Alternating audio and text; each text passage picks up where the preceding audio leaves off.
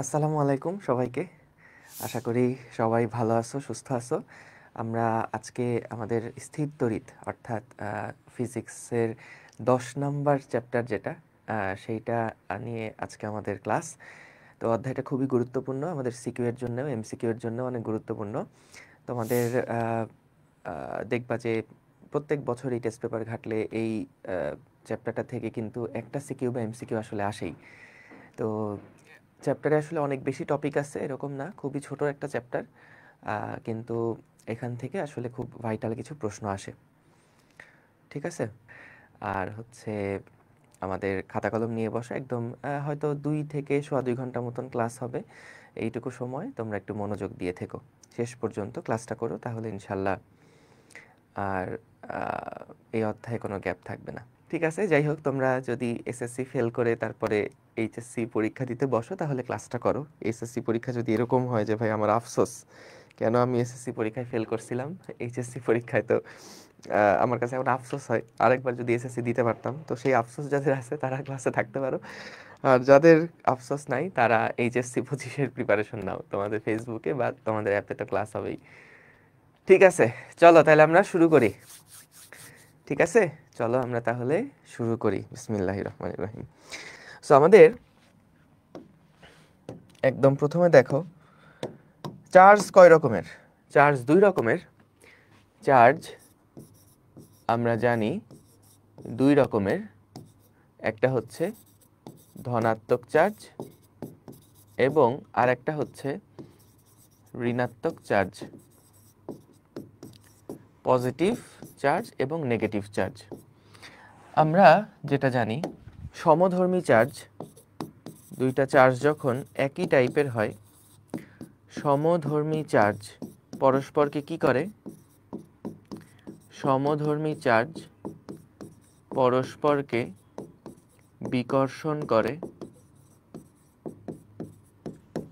এবং বিপরীতধর্মী আধান বা চার্জ, বিপরীতধর্মী চার্জ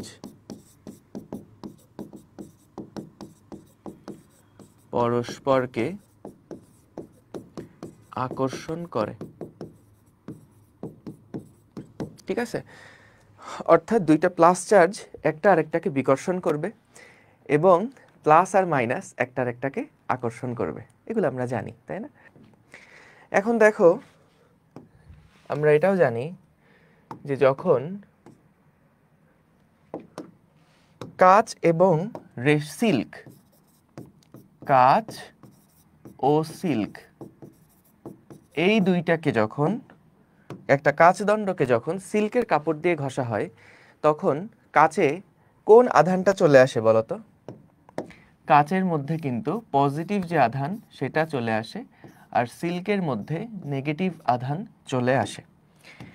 একইভাবে যদি আমরা আরেকটা এক্সাম্পলে যাই, যে ধরো প্লাস্টিকের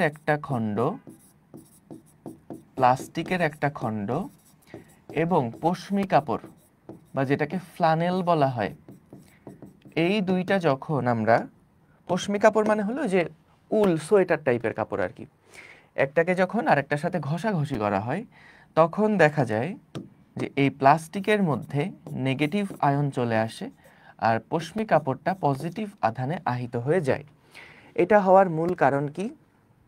কারণ হচ্ছে, দেখা যায় সিল্কের কিন্তু ইলেকট্রন আসক্তিটা বেশি, সিল্কের ইলেকট্রন আসক্তিটা বেশি। সো যার কারণে দেখা যায় যখন এই সিল্কের সাথে কাঁচটাকে ঘষা দেওয়া হয়, অনেকক্ষণ ধরে ঘষা দেওয়া হচ্ছে, তখন দেখা যায় যে সিল্কে নেগেটিভ আধানগুলো চলে আসে কাঁচ থেকে এবং কাঁচ তখন পজিটিভ আধানে আহিত হয়।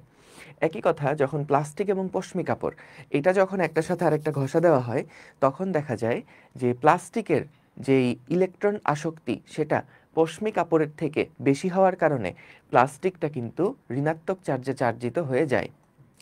সো আমরা জানি যখনই কোনো একটা আধান পরিবহন হয়, একদম সবচাইতে কম পরিমাণ যে আধান, যে কোনো আধান কিউ, এইটা কিন্তু সবসময় আমাদের যেই ইলেকট্রনের চার্জ সেটার পূর্ণ সংখ্যার গুণিতক আকারে থাকবে।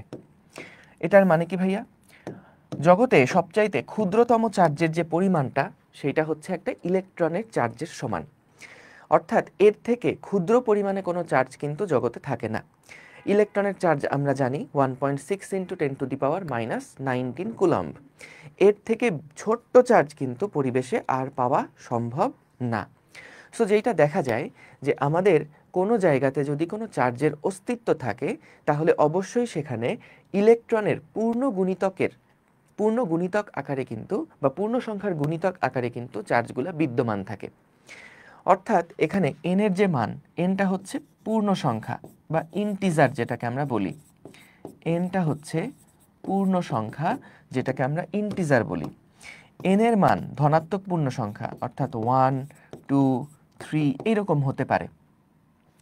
তাইলে বলো তো, তোমাদের কাছে যদি একটা প্রশ্ন করা হয় যে কোনো একটা দণ্ডের মধ্যে বা কোনো একটা খণ্ডের মধ্যে দেখা গেল আমরা 3 ইন্টু 10⁻⁻19 কুলম্বের চার্জ পেলাম, এইটা কি আসলে পসিবল কেস কিনা, এইটা কি আসলে সম্ভব কিনা, কোনো একটা খণ্ডের মধ্যে কি কিউ সমান সমান 3 ইন্টু 10⁻⁻19 কুলম্ব এই পরিমাণ চার্জ থাকাটা কি পসিবল কিনা।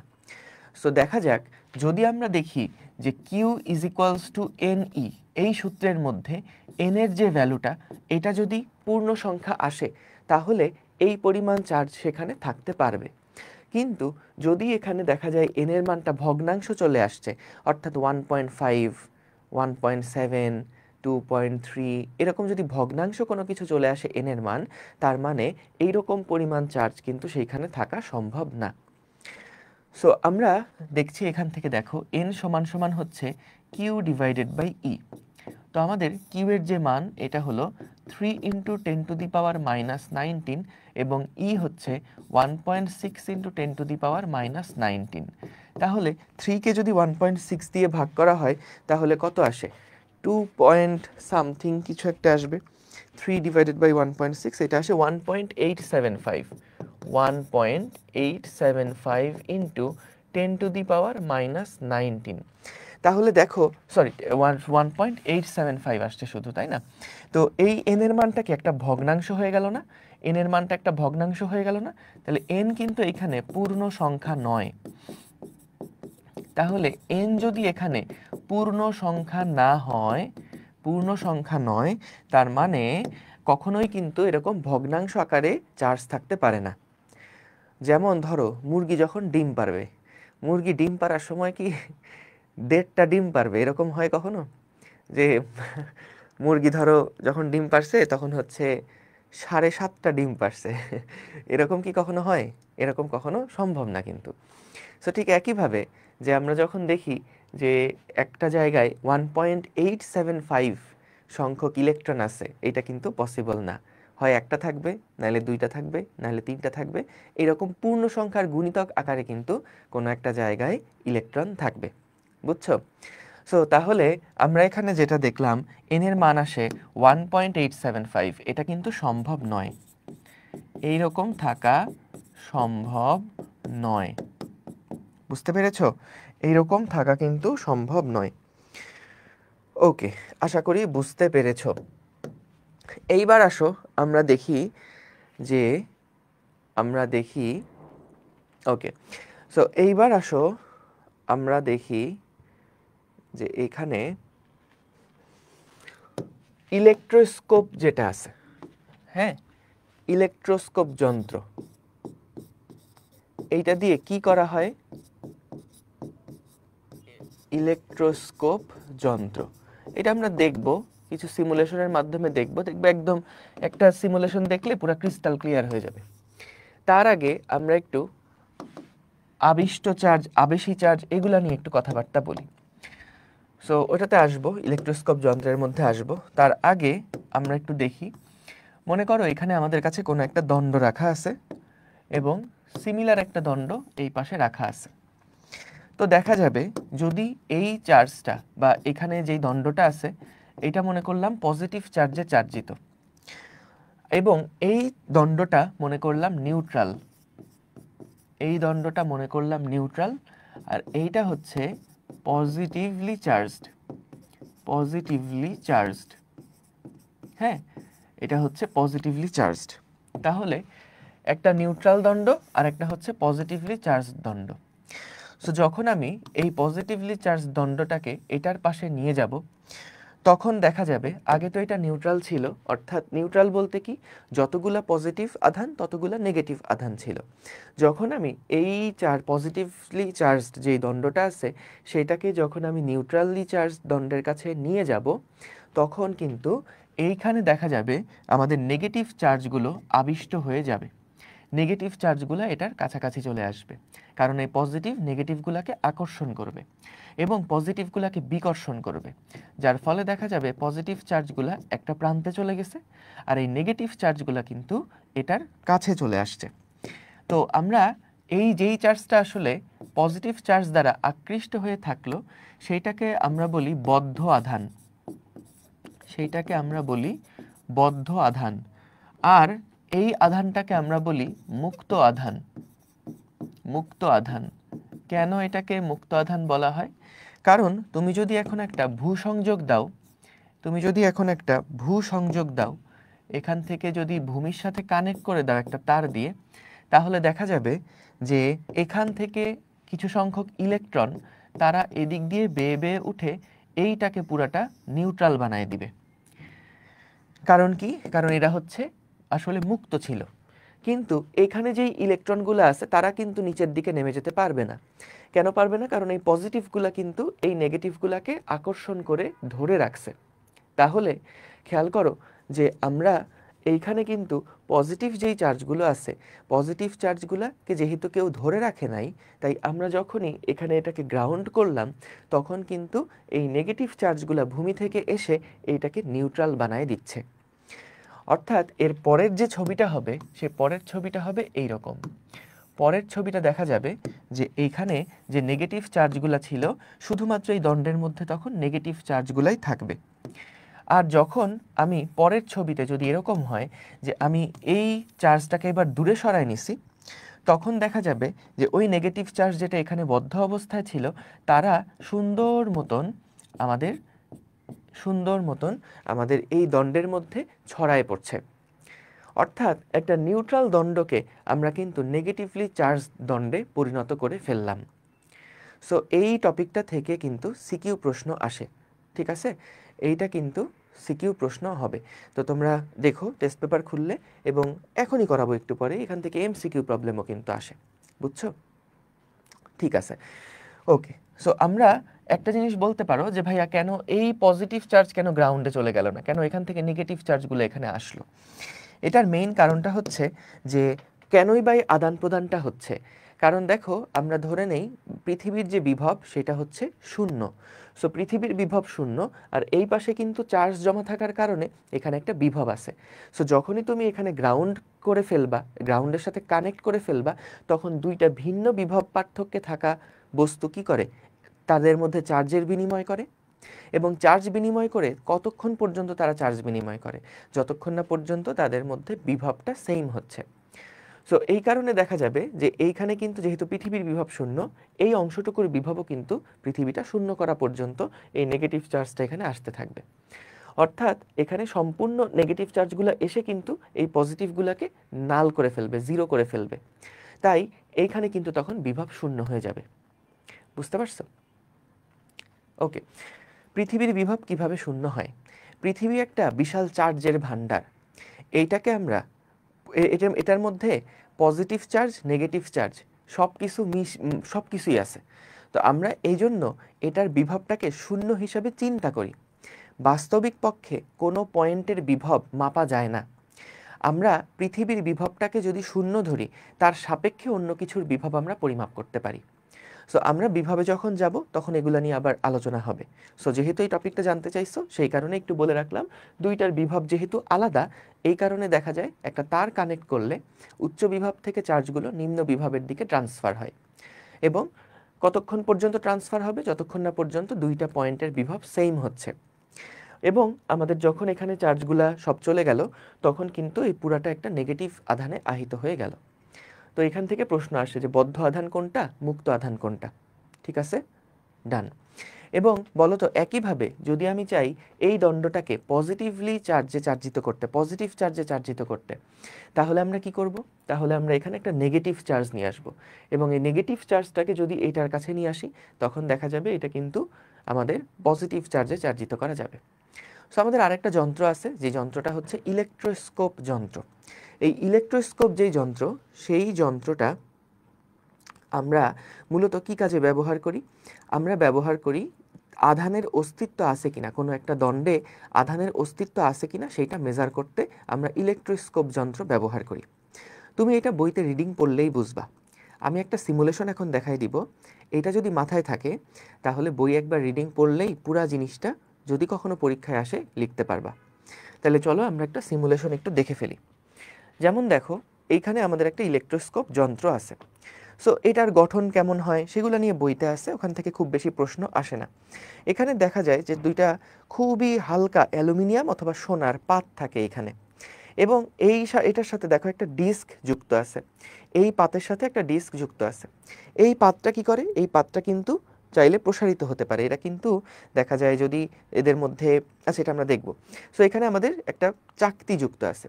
সো কি হয় এখানে দেখো, যখন আমি এইটার কাছে একটা পজিটিভ চার্জ নিয়ে আসব, তখন ভাইয়া খেয়াল করো, যখন এখানে পজিটিভ চার্জ নিয়ে আসলাম তখন এইখানে আমাদের যেই তোমার চাকতিটা ছিল, সেই চাকতির মধ্যে যে নেগেটিভ চার্জগুলো থাকবে তারা কিন্তু এই পজিটিভ চার্জের কারণে এদিকে আকৃষ্ট হবে, এবং পজিটিভ চার্জগুলো বিকর্ষণ করে তারা কিন্তু বেয়ে বেয়ে দেখো আমাদের এই যে সোনার পাতগুলো ছিল সেগুলোর মধ্যে চলে গেল।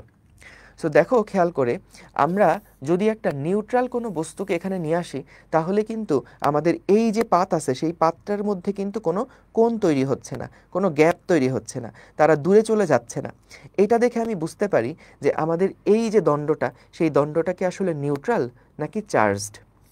এইবার আসো, যদি নেগেটিভ চার্জটাকে আমি এখানে নিয়ে আসি তাহলে খেয়াল করো একটা জিনিস, এটা যত দূরে থাকবে, ও সরি আমি এটাকে টাচ করাই ফেলছি, টাচ করানো যাবে না। ওকে, হ্যাঁ।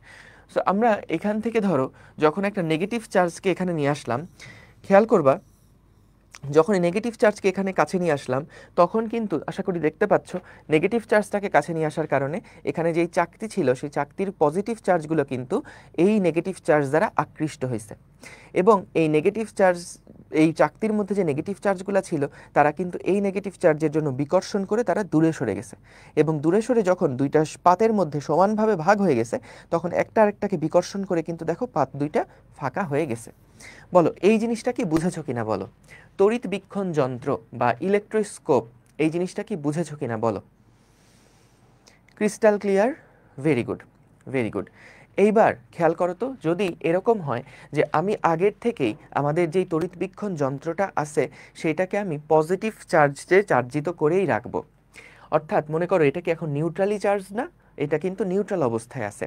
সো আমরা যদি এখানে পজিটিভ চার্জটাকে ধরে এইটার সাথে টাচ করাই দেই, টাচ করাই দিলাম, তাহলে দেখো এখানে এই পুরা যন্ত্রটা কিন্তু এখন ধনাত্মক চার্জে চার্জিত হয়ে গেল।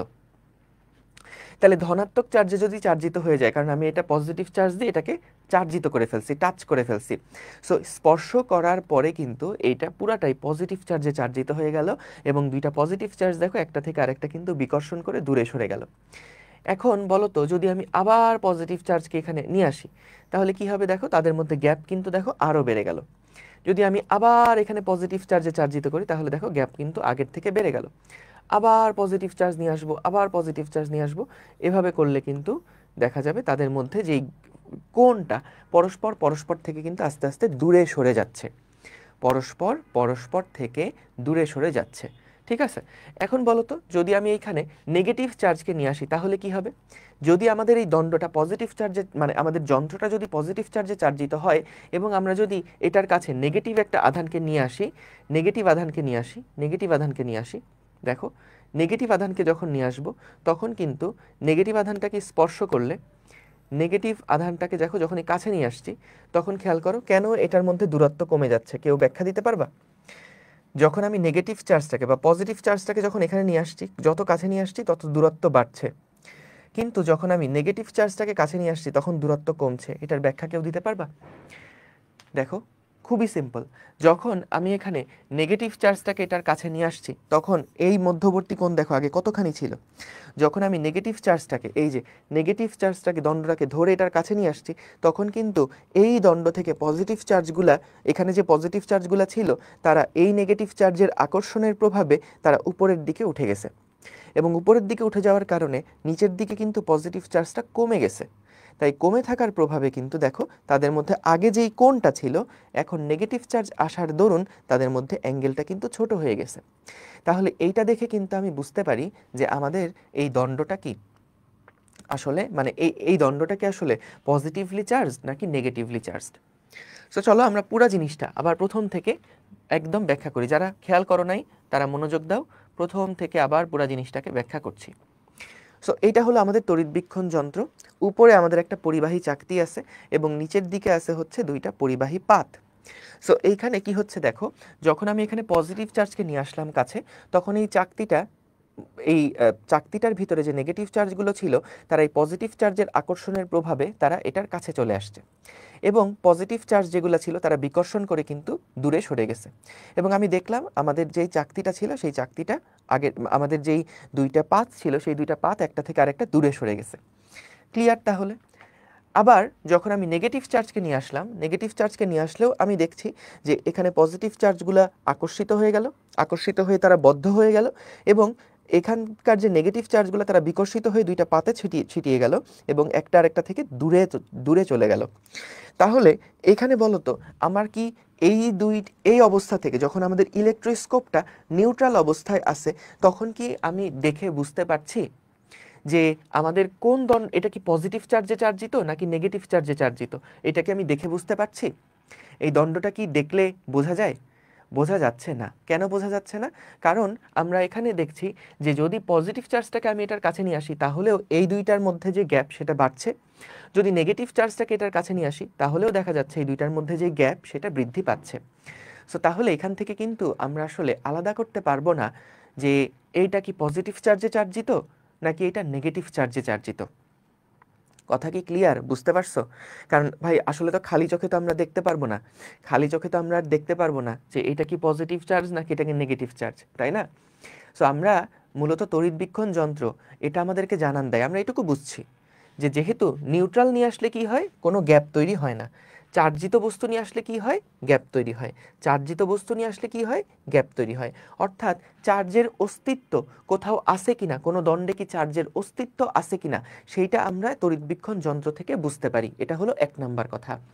2 নাম্বার কথা হচ্ছে, আমরা এবার জানতে চাই যে বুঝলাম এই দণ্ডটা চার্জিত, কিন্তু এটা কি পজিটিভলি চার্জে চার্জিত নাকি নেগেটিভ চার্জে চার্জিত, এইটা আমি জানতে চাই। সো সেটার জন্য আমরা কি করব? সেইটার জন্য আমরা দেখো প্রথমে আগে এই তড়িৎবীক্ষণ যন্ত্রটাকে যে কোনো একটা চার্জে চার্জিত করে ফেলব। ধরলাম আমরা একটা কাচদণ্ড নিছি, সেটাকে সিল্কের কাপড় দিয়ে ঘষছি, তারপরে কাচদণ্ডটা তো আমরা জানি এটা positively charged. So positively charge যে দণ্ডটা আছে সেটাকে আমি কি করলাম, এই চাকতির সাথে স্পর্শ ঘটালাম। তাহলে পুরা যন্ত্রটা কিন্তু আগে নিউট্রাল ছিল, এখন সেটা পজিটিভলি চার্জে চার্জিত হয়ে গেল। আমাদের পর্যবেক্ষণের সুবিধার জন্য আমরা আরও বেশি কিছু পজিটিভ চার্জ এখানে দিয়ে দিচ্ছি, আরও বেশ কিছু পজিটিভ চার্জ এই চাকতির মধ্যে দিয়ে দিলাম, আরও বেশি সংখ্যক পজিটিভ চার্জ এখানে দিয়ে দিলাম। এইবার খেয়াল করো, পুরা দণ্ডটা পজিটিভ চার্জে চার্জিত হয়ে আছে, এটা আমরা জানি। তাহলে যদি আমি এবার এমন একটা দণ্ড নিয়ে আসি, যেই দণ্ডটা কাছে আনার ফলে আমি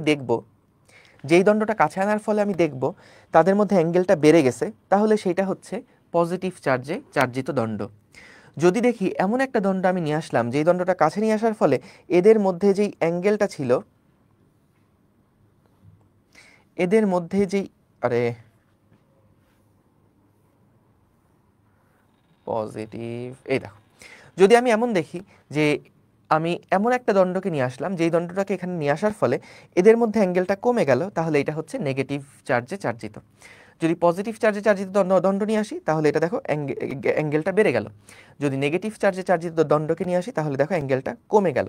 তাহলে এখান থেকে কিন্তু আমরা ক্লিয়ারলি আসলে বুঝতে পারি যে আমাদের এই কোন দণ্ডটা পজিটিভ চার্জে চার্জিত, কোনটা নেগেটিভ চার্জে চার্জিত। যদি নিউট্রাল দণ্ডকে কাছে নিয়ে আসি, তাহলে কিন্তু এখানে কোনো রকমের পরিবর্তন হবে না। ঠিক আছে? তাহলে এটা আমরা বুঝলাম যে কোনো একটা দণ্ডকে পজিটিভ চার্জে চার্জিত নাকি নেগেটিভ চার্জে চার্জিত, এইটাও কিভাবে করে আমরা বুঝতে পারি। বুঝতে পারছো? ক্লিয়ার তাহলে? ঠিক আছে। সো তাইলে দেখো, এখন এটা প্রশ্ন হইতে পারে যে ভাইয়া কেন পজিটিভ চার্জে চার্জিত হলে অ্যাঙ্গেলটা বেড়ে যাচ্ছে? কারণ দেখো, যখন পজিটিভ চার্জকে কাছে নিয়ে আসবা তখন পজিটিভ চার্জগুলো বিকর্ষণ করে আরো দূরে সরে যাবে। এখানে যারাও আছে তারা বিকর্ষণ করে এই পাতের মধ্যে চলে যাবে, যার ফলে অ্যাঙ্গেল বেড়ে যাবে। আর যদি নেগেটিভ চার্জ নিয়ে আসো তাহলে পজিটিভ চার্জ কি করবে? আকর্ষণ করবে না। ফলে পাত থেকে যে পজিটিভ চার্জগুলো ছিল তারা আকর্ষণ করে কিন্তু নেগেটিভ চার্জের দিকে আসবে, যার ফলে এখানে চার্জের পরিমাণ কমে গিয়ে তারা কিন্তু সংকুচিত হয়ে যাবে। ঠিক আছে, তাইলে বলো কিভাবে করে আমরা তড়িৎবীক্ষণ যন্ত্রের সাহায্যে আধানের অস্তিত্ব মাপতে পারি এবং কোন ধরনের আধান সে আধানের প্রকৃতি নির্ণয় করতে পারি? এই দুইটা জিনিস কি একদম ক্লিয়ার কিনা বলো? বলো ক্লিয়ার কিনা? যাক, very good, clear, excellent. So তাহলে আমরা এইটা বুঝলাম। তাহলে তড়িৎবীক্ষণ যন্ত্র এটা হচ্ছে আমরা সিমুলেশন দিয়ে দেখে ফেলছি। এখন জাস্ট বইটা একবার রিডিং পড়লেই বুঝবা। সিমুলেশন থেকে ডান।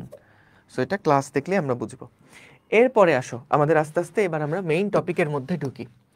সো মেইন টপিকের প্রথম টপিক হচ্ছে আমাদের কুলম্বের সূত্র। আমাদের কুলম্বের সূত্র, কুলম্বের সূত্র। কুলম্বের সূত্র কি বলে? দেখো, যে আমরা জানি দুইটা বিন্দু আধান, কুলম্বের সূত্র কিসের জন্য প্রযোজ্য? আজকে মেডিকেল ভর্তি পরীক্ষায় আসছে দেখলাম। কুলম্বের সূত্র কিন্তু কিসের জন্য প্রযোজ্য? কেবলমাত্র বিন্দু আধানের জন্য প্রযোজ্য। বিন্দু আধানের জন্য প্রযোজ্য। হ্যাঁ, তো আমাদের দুইটা চার্জ আছে, ধরো এই দুইটা চার্জ পরস্পর থেকে কি বললাম, মনে করো ডি দূরত্বে অবস্থান করছে। একটা চার্জের মান হচ্ছে মনে করলাম Q1 আর একটা চার্জের মান মনে করলাম Q2। যদি আমাদের এইটা পজিটিভ চার্জ হয় এবং এটাও যদি পজিটিভ চার্জ হয়, তাহলে পরস্পর পরস্পরকে কি করবে? এই পজিটিভ চার্জকে এইদিকে ঠেলবে, বিকর্ষণ করবে। এই পজিটিভ চার্জকে এদিকে বিকর্ষণ করবে। এখন আমি মনে করলাম এটা হলো আমাদের F1 বল বিকর্ষণ করছে, আর এটা হলো F2 বল। তাহলে তোমরা আমাকে একটা উত্তর দিবা, সেটা হচ্ছে যদি আমাদের Q1 এর মান বড় হয়, Q2 এর মান ছোট হয়, তাহলে F1 বড়, তাহলে এক নাম্বার F1 বড় নাকি F2 বড়? বলো তো, যদি Q1 বড় হয় Q2 ছোট হয়, তাহলে F1 বড় না F2 বড়? বলো তো। কেউ বলছো F1, কেউ বলছো F2। উত্তর হচ্ছে এখানে দুইটা বলই কিন্তু পরস্পর সমান। F1 এবং F2 দুইটাই পরস্পরের সমান। অর্থাৎ এই Q1 চার্জ যত বলে Q2 কে বিকর্ষণ করবে, Q2 চার্জও তত বলেই কিন্তু Q1টাকে বিকর্ষণ করবে। ঠিক আছে, এটা খেয়াল রেখো। কারণ এখানে কিন্তু এই যে বল দুইটা, এরা কিন্তু আসলে ক্রিয়া প্রতিক্রিয়া যুগল। বলো তো, আমাদের ক্রিয়া প্রতিক্রিয়া কোন মধ্যে কোনটা বড় হয়? ক্রিয়া বল বড় হয় না প্রতিক্রিয়া বল বড় হয়? এটা কোনো প্রশ্ন? ক্রিয়া প্রতিক্রিয়া তো পরস্পর সমান এবং পরস্পর বিপরীত দিকে কাজ করে। ঠিক যেমনটা ক্রিয়া প্রতিক্রিয়া সমান এবং বিপরীত দিকে কাজ করে, এখানেও দেখবা মহাকর্ষ বলের ক্ষেত্রেও যা ছিল, কুলম্বের বলের ক্ষেত্রেও পরস্পরকে যে বলে বিকর্ষণ করে বা প্লাস মাইনাস হলে পরস্পরকে যে বলে আকর্ষণ করে, এই দুইটার মান কিন্তু পরস্পর সমান হয়। অর্থাৎ এই চার্জটাকে যদি 100 নিউটন বলে বিকর্ষণ করে, এই চার্জটাও কিন্তু এই চার্জটাকে 100 নিউটন বলে বিকর্ষণ করবে। তাহলে আমাদের এটা মাথায় রেখো যে চার্জদ্বয়ের মানের উপরে কিন্তু কুলম্বের বলের কম বেশি হয় না। দুইটা বল যেই বলে আকর্ষণ বা বিকর্ষণই করুক না কেন, দুইটা চার্জের উপরে সমান পরিমাণ আকর্ষণ বা বিকর্ষণ বল কিন্তু কাজ করে। ঠিক আছে, সমান পরিমাণ আকর্ষণ বা বিকর্ষণ বল কিন্তু কাজ করে। Very good. এইবার আসো আমরা দেখি যে এই আকর্ষণ বলগুলোর মান কত। সো আমরা যেটা বললাম, এই F1 এর মানও যা, F2 এর মানও তাই, এবং কুলম্ব ফোর্স যেটা F, এটা সমান সমান হচ্ছে 1/4 pi epsilon nought Q1 Q2 divided by D square. আচ্ছা, এখন কথা হচ্ছে, এটাকে আমি একটু ভেঙে ভেঙে আসি, দাঁড়াও। যে আমাদেরকে যেটা বলে যে এই F বল যেটা, সেই F বলটা হচ্ছে আমাদের কিসের সাথে প্রপোর্শনাল? এফ বলটা হচ্ছে চার্জ দ্বয়ের গুণফলের সাথে সমানুপাতিক। এটা কখনকার জন্য সত্য? যখন যখন ডি কনস্ট্যান্ট, যখন ডি ধ্রুবক, তখন কিন্তু F is proportional to Q one Q two, এবং F is proportional to 1/d²। এটা কখন? যখন কিউ1 এবং কিউ2 কনস্ট্যান্ট, যখন কিউ1 কিউ2 কনস্ট্যান্ট। তো এই দুইটা সূত্রকে যদি আমরা একসাথে লিখি তাহলে আমরা সমান সমান দিয়ে লিখতে পারি, এবং তখন একটা সমানুপাতিক ধ্রুবক আসবে সি। তাহলে সি না নেই, আমরা কে নেই, কে ইন্টু কিউ1 কিউ2 ডিভাইডেড বাই d²। তো এইখানে আমাদের যে কে এর মানটা, এই কে এর মানটা কিন্তু ডিপেন্ড করে মাধ্যমের উপরে। এই কে এর মানটা নির্ভর করে মাধ্যমের উপর, মাধ্যমের উপর। তো আমাদের এই এফ বল যেটা, এটা হচ্ছে চার্জ দ্বয়ের গুণফলের সমানুপাতিক, এবং তাদের মধ্যবর্তী যেই দূরত্ব, সেই দূরত্বের বর্গের ব্যস্তানুপাতিক। ঠিক আছে? তাহলে এফ এর যে মানটা, সরি কে এর যে মানটা, এটা কিন্তু নির্ভর করে কিসের উপরে? মাধ্যমের উপরে নির্ভর করে। অর্থাৎ তুমি দেখো, আমাদের যে মহাকর্ষ সূত্র ছিল সেখানে একটা সমানুপাতিক ধ্রুবক ছিল ক্যাপিটাল জি। সেই ক্যাপিটাল জি এর মানটা কি ভাইয়া মাধ্যমের উপরে নির্ভর করতো?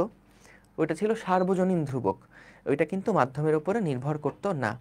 কিন্তু আমাদের এখানে যে কেটা আছে, সেই কেটার মান কিন্তু মাধ্যমের উপরে নির্ভর করে। শূন্য মাধ্যমে যদি আমরা যাই, শূন্য মাধ্যমে এটার যে মান হবে, শূন্য মাধ্যমে যে কে এর মান, শূন্য মাধ্যমে যে কে এর মান, এটা হবে 9 × 10⁹। এটার একক কি হবে? Nm² coulomb -2। তাহলে এটা শূন্য মাধ্যমের জন্য এই ভ্যালুটা হচ্ছে প্রযোজ্য। ঠিক আছে? Easy, very easy. এবং এইখানে তোমাদের বইতে এত ডিটেলসে নাই, তবু একটু লিখে যাই। কে সমান সমান আসলে একটা যে কনস্ট্যান্ট, সেটা হলো 1/4πε0। এইখানে এই এপসাইলন নট যেটা, এইটাকে বলা হয় শূন্য মাধ্যমের ভেদনযোগ্যতা। শূন্য মাধ্যমের ভেদনযোগ্যতা। ওকে, সো আমরা যেটা এখান থেকে দেখে বুঝতে পারছি, দেখো যে চার্জ যদি আমাদের দুইটা চার্জ নির্দিষ্ট দূরত্বে রাখা হয়, তাহলে নির্দিষ্ট দূরত্বে রাখলে চার্জ দ্বয় যদি আমরা ডাবল করে ফেলি, 3 গুণ করে ফেলি, তাহলে ফোর্সের মানও কিন্তু ডাবল 3 গুণ হবে। দূরত্ব যদি দ্বিগুণ করে ফেলি, তাহলে 2² মানে 1/4, অর্থাৎ তখন আমাদের আকর্ষণ বলটা 4/1 হয়ে যাবে, তাই না? 4/1 হয়ে যাবে। ওকে, সো এইগুলা আশা করি বুঝতে পেরেছো। Very good, clear. এখন তাহলে চলো আমরা যেহেতু এই প্রবলেমটা দেখলাম, এর পরের যে টপিকটা আছে আমরা সেটাতে যাই। আমরা কুলম্বের সূত্র এটা দেখলাম, বিন্দু চার্জের জন্য প্রযোজ্য। এইবার আসো আমরা আলোচনা করি তড়িৎ প্রাবল্য নিয়ে। তড়িৎ প্রাবল্য নিয়ে, তড়িৎ প্রাবল্য নিয়ে। তড়িৎ প্রাবল্য জিনিসটা কি? তড়িৎ প্রাবল্য জিনিসটা হচ্ছে +1 কুলম্ব চার্জের উপরে প্রযুক্ত বল। +1 কুলম্ব চার্জের উপর প্রযুক্ত বল। +1 কুলম্ব চার্জের উপরে যে প্রযুক্ত বল, সেটাই হচ্ছে ওই বিন্দুর তড়িৎ প্রাবল্য। যেমন ভাইয়া মনে করো আমাদের কাছে এইখানে একটা চার্জ রাখা আছে, এইখানে একটা চার্জ রাখা আছে, এখানে একটা চার্জ রাখা আছে, এবং আমরা বললাম এই চার্জের থেকে মনে করো ডি দূরত্বে, এই পয়েন্টে আমরা আরেকটা, এটা মনে করো ক্যাপিটাল কিউ, এটা মনে করো স্মল কিউ, এটাও হচ্ছে +স্মল কিউ পরিমাণ চার্জ। এরা পরস্পর পরস্পরকে কি বলে বিকর্ষণ করবে? এরা পরস্পর পরস্পরকে কি বলে বিকর্ষণ করবে বলো তো? এরা পরস্পরকে কি বলে বিকর্ষণ করবে? সো আমাদের এফ এর মান হবে K into capital Q into small Q divided by d²। এরা পরস্পরকে এই বলে বিকর্ষণ করবে। এখন আমরা যদি বের করতে চাই যে এই স্থানের তড়িৎ প্রাবল্য কত, এই স্থানের তড়িৎ প্রাবল্যকে ই দিয়ে প্রকাশ করা হয়, এই স্থানের তড়িৎ প্রাবল্য কত, তাহলে আমরা জিনিসটাকে বের করতে হবে যে 1 কুলম্ব চার্জের উপরে প্রযুক্ত বল কত। অর্থাৎ খেয়াল করো, আমাদের এখানে যে কিউ কুলম্ব চার্জ ছিল, কিউ কুলম্ব চার্জের উপরে প্রযুক্ত বল, কিউ কুলম্ব চার্জের উপরে প্রযুক্ত বল হচ্ছে এফ। এই দেখো, কিউ কুলম্ব চার্জ কত বলে বিকর্ষিত হচ্ছে? এফ বলে বিকর্ষিত হচ্ছে, সেটার মান হলো এটা। তাহলে 1 কুলম্ব চার্জ যদি থাকে, সেইটা কত বলে বিকর্ষণ করবে? সেইটা হচ্ছে এফ বাই কিউ। মোয়াজ, আমি ক্লাসে। আমি ক্লাসে। আর্জেন্ট কিছু? না না, আমার তো 6টায় শেষ। হ্যাঁ হ্যাঁ হ্যাঁ হ্যাঁ, দাও দাও, তুমি ব্যবস্থা করো, দেখতেছি।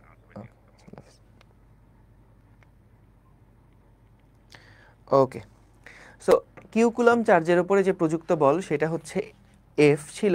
তাহলে একক চার্জের উপরে যে প্রযুক্ত বল সেটাকে আমরা বলছি আমাদের তড়িৎ প্রাবল্য ই। ঠিক আছে, এক কুলম্ব চার্জের উপরে যে প্রযুক্ত বল, অর্থাৎ আমরা এখানে কিউ কুলম্ব চার্জকে রেখে দেখছি প্রযুক্ত বল হয় এফ। তাহলে 1 কুলম্ব চার্জ রাখলে, এই কিউয়ের জায়গায় 1 কুলম্ব চার্জ রাখলে প্রযুক্ত বলটা কত হয়? সো সেইটাই হচ্ছে আমাদের F by Q is equals to E. আচ্ছা, তোমরা যারা এই সিনিয়র ব্যাচে চলে আসছো ওয়েব অ্যাপে, তোমাদেরকে বলবো তোমরা হচ্ছে একটু আমাদের পেজে জানাও। তোমাদের হয়তো আইডিতে কোনো সমস্যা থাকতে পারে, কারণ মেজরিটি কিন্তু মানে আসতে পারতেছে না, কয়েকজন আসছে। সো তোমরা হচ্ছে একটু খেয়াল রেখো যে তোমার ইয়াটা এইচএসসি 25 যারা আসো, যারা ভুলে চলে আসছো, তোমরা একটু তোমাদের আইডিটা ইয়াতে দিও, আমাদের এসিএস গ্রুপের মধ্যে একটু দিও। ঠিক আছে, ওকে। সো তাহলে দেখো, তড়িৎ প্রাবল্য মানে কি? আমরা জানতাম দুইটা চার্জ যদি থাকে পরস্পর পরস্পরকে বিকর্ষণ করে। এখন তড়িৎ প্রাবল্য মানে হচ্ছে 1 কুলম্ব চার্জের উপরে প্রযুক্ত বল কত। তাহলে এখানে আমরা এই স্মল কিউ চার্জের জায়গায় যদি একটা 1 কুলম্ব চার্জ বসাই, সেটা যে বলে বিকর্ষিত হবে বা আকর্ষিত হবে সেটাই হচ্ছে ওই বিন্দুর তড়িৎ প্রাবল্য। তাহলে দেখো, কিউ কুলম্ব চার্জ যদি রাখি তাহলে প্রযুক্ত বল হয় এফ। এফ মানে কত? এইটা। তাহলে 1 কুলম্ব চার্জের উপরে প্রযুক্ত বল কত হয়? সেটা হচ্ছে F by Q is equals to E. তাহলে এখান থেকে আমরা কিন্তু দেখো একটা সূত্র পাই। দেখো এফ এর মান কি ছিল? এফ এর মান ছিল এইটা, এফ এর মান ছিল এইটা। এইটাকে যদি আমরা স্মল কিউ দিয়ে ভাগ দেই তাহলে কি পাবো? ই পাবো না? তাহলে এখান থেকে আমরা কিন্তু দেখো কিউ কিউ যদি কাটাকাটি করে দেই তাহলে কি আসে? তাহলে কি আসে? তাহলে এখান থেকে আসছে K into Q divided by D square. তাহলে দুইটা সূত্র আমরা পেলাম, তড়িৎ প্রাবল্যের দুইটা সূত্র পেলাম। যে মনে করো কোনো একটা চার্জ কিউ থেকে ডি দূরত্বে কোনো একটা পয়েন্টে যদি প্রাবল্য বের করতে চাই, সেই প্রাবল্য হচ্ছে K Q divided by D square. এখানে কিউ এর একটা সুন্দর নাম আছে, এটাকে বলা হয় ক্ষেত্র সৃষ্টিকারী চার্জ। ক্ষেত্র সৃষ্টিকারী চার্জ, ক্ষেত্র সৃষ্টিকারী চার্জ। তাহলে ই এর আমরা এরকম একটা সূত্র পেলাম, আর ই এর আরেকটা সূত্র পাইছি, সেটা হচ্ছে এফ বাই কিউ। যে মনে করো কোনো একটা পয়েন্টে আমাদের দেওয়া আছে ই এর মান কত, তাহলে আমি যদি এখানে একটা 10 কুলম্বের চার্জকে নিয়ে আসি, সেটা কত বল লাভ করবে সেটা বের করতে চাইলে আমরা কিন্তু ই এর সাথে জাস্ট 10 গুণ করে দিলেই হয়ে গেল। আবার দেখাচ্ছি, দেখো। সো আমাদের কিউ কুলম্ব চার্জের উপরে যে প্রযুক্ত বল সেইটা হচ্ছে এফ ছিল। তাহলে 1 কুলম্ব চার্জের উপরে প্রযুক্ত বল কত? আমরা জাস্ট এফটাকে স্মল কিউ দিয়ে ভাগ দিয়ে ই পেয়ে গেলাম। তাহলে দেখো, ই এর আরেকটা যেই সূত্র লেখা যায়, ই সমান সমান বা এফ সমান লেখা যায় কি? এফ সমান লেখা যায় কিউ ইন্টু ই। এই জিনিসটা একটা কেমন জানো? ধরো তুমি দোকানে গেছো, দোকানে গিয়ে তুমি নাশপাতি কিনবা। নাশপাতি গায়ে লেখা আছে যে নাশপাতি হচ্ছে 300 টাকা কেজি, 300 টাকা প্রতি কেজি। তাহলে তুমি যদি জানো যে 1 কেজি নাশপাতির দাম 300 টাকা, তাহলে তুমি কি যত কেজি নিতে চাইবা সেই অনুযায়ী কত দাম দেওয়া লাগবে এটা তুমি বুঝতে পারবে না? যদি 2 কেজি নাও তাহলে 600 টাকা, যদি 3 কেজি নাও তাহলে 900 টাকা। তো যেমন প্রতি কেজিতে কত টাকা এটা যদি জানো, তাহলে কত কেজি নিবা আর কত দাম পড়বে এটা তুমি বুঝতে পারো। এখানে এক্স্যাক্টলি তড়িৎ প্রাবল্যটা একদম সেই রকমই নির্দেশ করে। তুমি যদি তড়িৎ প্রাবল্যের একক দেখো, দেখো ই সমান সমান ছিল F divided by Q. So আমাদের এফ যেটা এটা হচ্ছে নিউটন, আর কিউ যেটা এটা হচ্ছে কুলম্ব। তাহলে আমরা কিন্তু পাই নিউটন পার কুলম্ব। অর্থাৎ আমাদের 1 কুলম্ব চার্জ এর উপরে প্রযুক্ত বল কত সেটাই হচ্ছে আমাদের তড়িৎ প্রাবল্য। তাহলে তুমি যদি 1 কুলম্ব চার্জের উপরে প্রযুক্ত বল জানো, তাহলে 10 কুলম্ব চার্জকে নিয়ে আসলে সেটা কতটুকু, সেটার উপরে কতটুকু বল কাজ করবে এটা বুঝতে পারবে না? বুঝতে পারছো? বুঝছো কিনা? সো আমরা একইভাবে দেখো যে যখন এফ সমান সমান কিউ ই, তুমি যদি কোনো একটা পয়েন্টের ই এর মান জানো তাহলে ওইটার সাথে জাস্ট কিউ দিয়ে যদি গুণ দাও তাহলে কিন্তু ওই পয়েন্টের ওই চার্জের উপরে, কিউ কুলম চার্জের উপরে প্রযুক্ত বল কত সেটা বের করে ফেলতে পারবা। বুঝতে পারছো? ঠিক আছে, তাহলে ক্লিয়ার? ওকে, তো তড়িৎ প্রাবল্য রিলেটেড এই টাইপের প্রশ্নগুলো কিন্তু আমাদের আসে। এছাড়া সবচেয়ে গুরুত্বপূর্ণ যে জিনিসটা সেটা হচ্ছে আমাদেরকে বলে যে দুইটা চার্জ দেওয়া আছে, সেই দুইটা চার্জের মাঝখানে কোন পয়েন্টে প্রাবল্য শূন্য হবে, মাঝখানে কোন পয়েন্টে প্রাবল্য বেশি হবে কম হবে, এই ধরনের জিনিসগুলো আমাদের প্রশ্নে আসে। সো আমরা সেটা একটু দেখি চলো। যে মনে করো আমাদের কাছে এইখানে একটা পজিটিভ চার্জ আছে এবং এখান থেকে ডি দূরত্বে কোনো একটা জায়গায় পজিটিভ চার্জ আছে। আমাদের পজিটিভ চার্জ আছে দুইটা জায়গায়, দেখলাম এইখানে একটা পজিটিভ চার্জ আছে, এইখানে আর একটা পজিটিভ চার্জ আছে। তো আমাদের এই দুইটা পজিটিভ চার্জ, মনে করো এটা হচ্ছে শুধু কিউ আর এইটা হচ্ছে আমাদের, আচ্ছা হ্যাঁ এটা হচ্ছে মনে করো কিউ ওয়ান, এটাকে মনে করো বললাম প্লাস কিউ ওয়ান আর এইটাকে মনে করো বললাম প্লাস কিউ টু। তো আমাদেরকে ধরো বের করতে বললো যে এদের মাঝখানে কোন পয়েন্টে প্রাবল্য শূন্য হবে, কোন পয়েন্টে প্রাবল্য শূন্য হবে। এখন এইটা আলাপ করার জন্য আমরা আগে একটু দেখি যে প্রাবল্য শূন্য হবে কেন, কারণটা কি আসলে। সো দেখো আমরা এই টপিকটা থেকে কিন্তু প্রচুর সিকিউ প্রবলেম আসে, সো এই টপিকটা আগে ভালো মতন বুঝতে হবে। হ্যাঁ, সো আমরা এইখানে মনে করো এই দুইটা চার্জের মধ্যে যেই দূরত্ব আছে সেই দূরত্বটা কত, মনে করলাম এদের মধ্যে যেই দূরত্বটা হচ্ছে গিয়ে ডি। এখন আমরা ধরো জানতে চাই যে এই মাঝখানে কোনো একটা জায়গায় আমি একটা 1 কুলম চার্জকে বসালাম প্লাস 1 কুলম চার্জকে এই দুইটা চার্জের মাঝখানে কোনো একটা পয়েন্টে আমি বসালাম। তাহলে ভাইয়া বলো তো আমাদের যে Q1 চার্জ আছে এই Q1 চার্জটা এটাকে কোন দিকে বিকর্ষণ করবে, এই Q1 চার্জটা এই চার্জের উপরে কোন দিকে বল প্রয়োগ করবে বলো তো। সো আমাদের Q1 চার্জটা এই 1 কুলম চার্জের উপরে কোন দিকে বল লাভ করবে, ডান দিকে, তাই না? তাহলে Q1 চার্জটার জন্য কিন্তু ডান দিক বরাবর আমাদের এই 1 কুলম চার্জটা একটা বল লাভ করবে। সো এটার মান কত হবে, এটার মান হবে হচ্ছে মনে করলাম F1, ঠিক আছে। এবং আমাদের এই Q2 চার্জটা এটা কোন দিকে বল প্রয়োগ করবে, এই দিক বরাবর একটা বল প্রয়োগ করবে এবং সেইটা হবে হচ্ছে F2। খেয়াল করো আমাদের টার্গেট কি, আমাদের টার্গেট হচ্ছে এই মাঝখানে যেই 1 কুলম্বের চার্জটাকে আমরা রাখছি সেই 1 কুলম্ব চার্জের উপরে প্রযুক্ত বলগুলা বের করা। তো আমরা এটার জন্য এর উপরে কে কে বল দেয়, এই চার্জটা ওর উপরে একটা বল প্রয়োগ করছে, এই চার্জটাও ওর উপরে একটা বল প্রয়োগ করছে। তাহলে এই দুইটা বল কে কোন দিকে কাজ করছে সেইটা আমরা দেখলাম। এরপরে দেখো যদি F1 আর F2 পরস্পর সমান হয় তাহলে এর উপরে প্রযুক্ত নেট বল হয়ে যাবে কত বলো তো। যদি F1 আর F2 সমান হয় তাহলে এর উপরে প্রযুক্ত নেট বল কত হয়ে যাবে বলো তো, নিট বল কত হয়ে যাবে, ভেরি গুড, শূন্য হয়ে যাবে, শূন্য হয়ে যাবে, ঠিক আছে। সো তাহলে যদি এই চার্জের উপরে দেখো Q1 একটা ডান দিকে ধাক্কা দিচ্ছে, এই চার্জের উপরে Q2 বাম দিকে ধাক্কা দিচ্ছে, যদি দেখা যায় যে F1 এবং F2 পরস্পর সমান তাহলে কিন্তু এখানে আমরা নেট বলটা কত পাবো, নেট বলটা পাবো এখানে শূন্য, তাই তো। তাহলে খেয়াল করো যদি এখানে নেট বলটা শূন্য হয় তাইলে আমরা যেটা বের করতে পারি যে দুইটা কিন্তু দুইটা দিকে বল কাজ করতেছে, হ্যাঁ, একটা হলো F1 ডান দিকে, একটা হলো F2 বাম দিকে। তো আমরা মনে করলাম যে Q1 চার্জ থেকে মনে করলাম এই দূরত্বটা হচ্ছে x একক। তাহলে বলো তো এই বাকি রাস্তাটুকুর দূরত্ব কত, d - x না? তাহলে বলো তো F1 এর মান আসলে কত হবে, F1 এর মান হবে k into Q1 into 1 coulomb divided by x square, আর F2 এর মান কত হবে, এই F2 যেটা, এই F2 এর মান কত হবে, F2 এর মান হবে k into Q2 divided by d - x whole square, d - x whole square, ঠিক আছে, k into Q2 divided by d - x whole square. এইটা ভাইয়া দেখো বুঝছো কিনা যে আমাদের এই চার্জের উপরে যে প্রযুক্ত বল Q1 দিচ্ছে সেটার মান হলো k into Q1 divided by x square এবং এই Q2 চার্জটা এর উপরে যে পরিমাণ বল প্রয়োগ করছে সেটা হচ্ছে K into Q2 divided by D minus X whole square.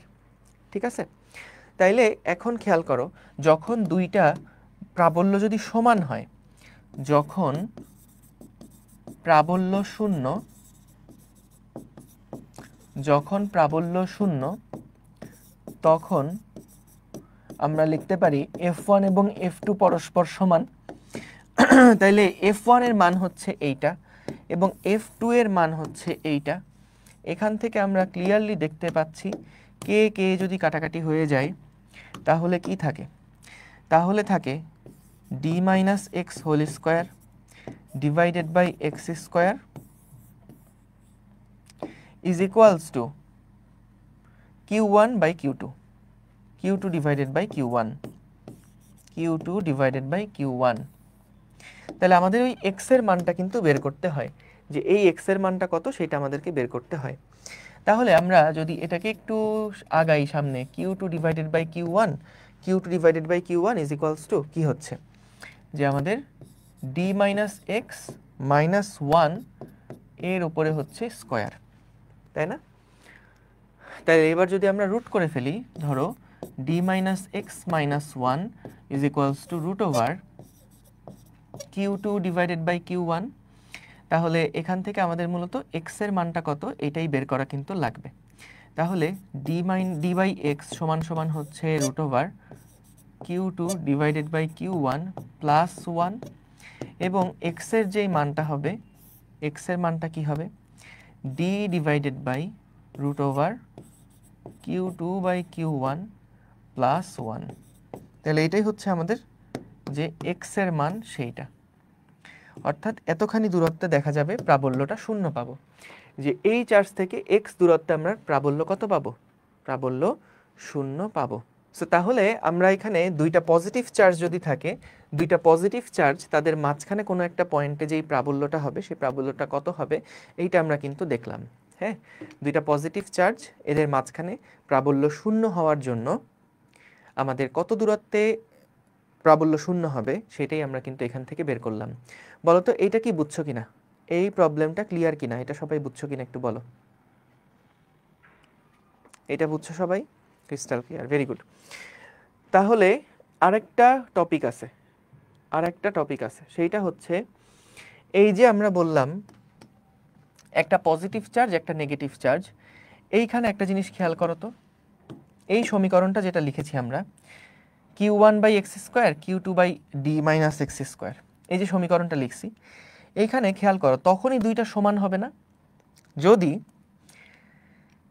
আমাদের দুইটার অনুপাত সমান হয়। আচ্ছা, তাহলে বলো তো অনুপাত সমান হতে গেলে, যেমন দুইটা অনুপাত যদি সমান হতে হয়, ধরো আমি লিখলাম 2/4 ইজ ইকুয়ালস টু 10/x।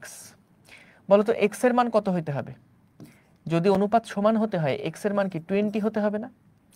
তার মানে খেয়াল করে দেখো যে আমাদের যখন অনুপাত সমান হয় তখন উপরেরটা ছোট হলে নিচেরটাও ছোট, এবং উপরেরটা বড় হলে নিচেরটাও কিন্তু বড় হতে হয়, তা না হলে অনুপাত সমান হয় না।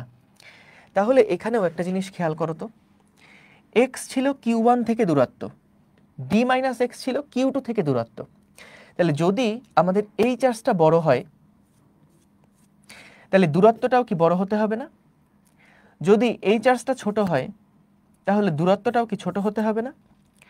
তার মানে দেখো ছোট চার্জের কাছে, অর্থাৎ ছোট চার্জ থেকে কম দূরত্বে কিন্তু প্রাবল্য শূন্য পাওয়া যায়, আর বড় চার্জ থেকে দূরে কিন্তু প্রাবল্য শূন্য পাওয়া যায়। ঠিক আছে, আশা করি বুঝছো যে যদি অনুপাত সমান হতে হয়, লব ছোট হলে হরও ছোট হবে, লব বড় হলে হরও বড় হতে হবে যদি অনুপাত সমান হতে হয়। তাহলে যদি এটা ছোট চার্জ হয় তাহলে x এর মান ছোট, যদি এটা বড় চার্জ হয় তাহলে এটা মান বড়। তার মানে আমরা বুঝলাম যে নিউট্রাল পয়েন্টটা বা প্রাবল্য শূন্য পাওয়া যাবে কোথায়? প্রাবল্য শূন্য পাওয়া যাবে যে এখানে আমরা দেখব ছোট চার্জ আছে, ছোট চার্জের কাছে কিন্তু প্রাবল্য শূন্য পাওয়া যায়। সো এটা একটু মাথায় রেখো যে ছোট চার্জের কাছে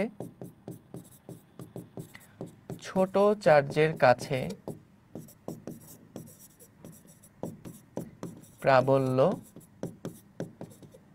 শূন্য হয়। ঠিক আছে, ছোট চার্জের কাছে প্রাবল্য শূন্য হয়।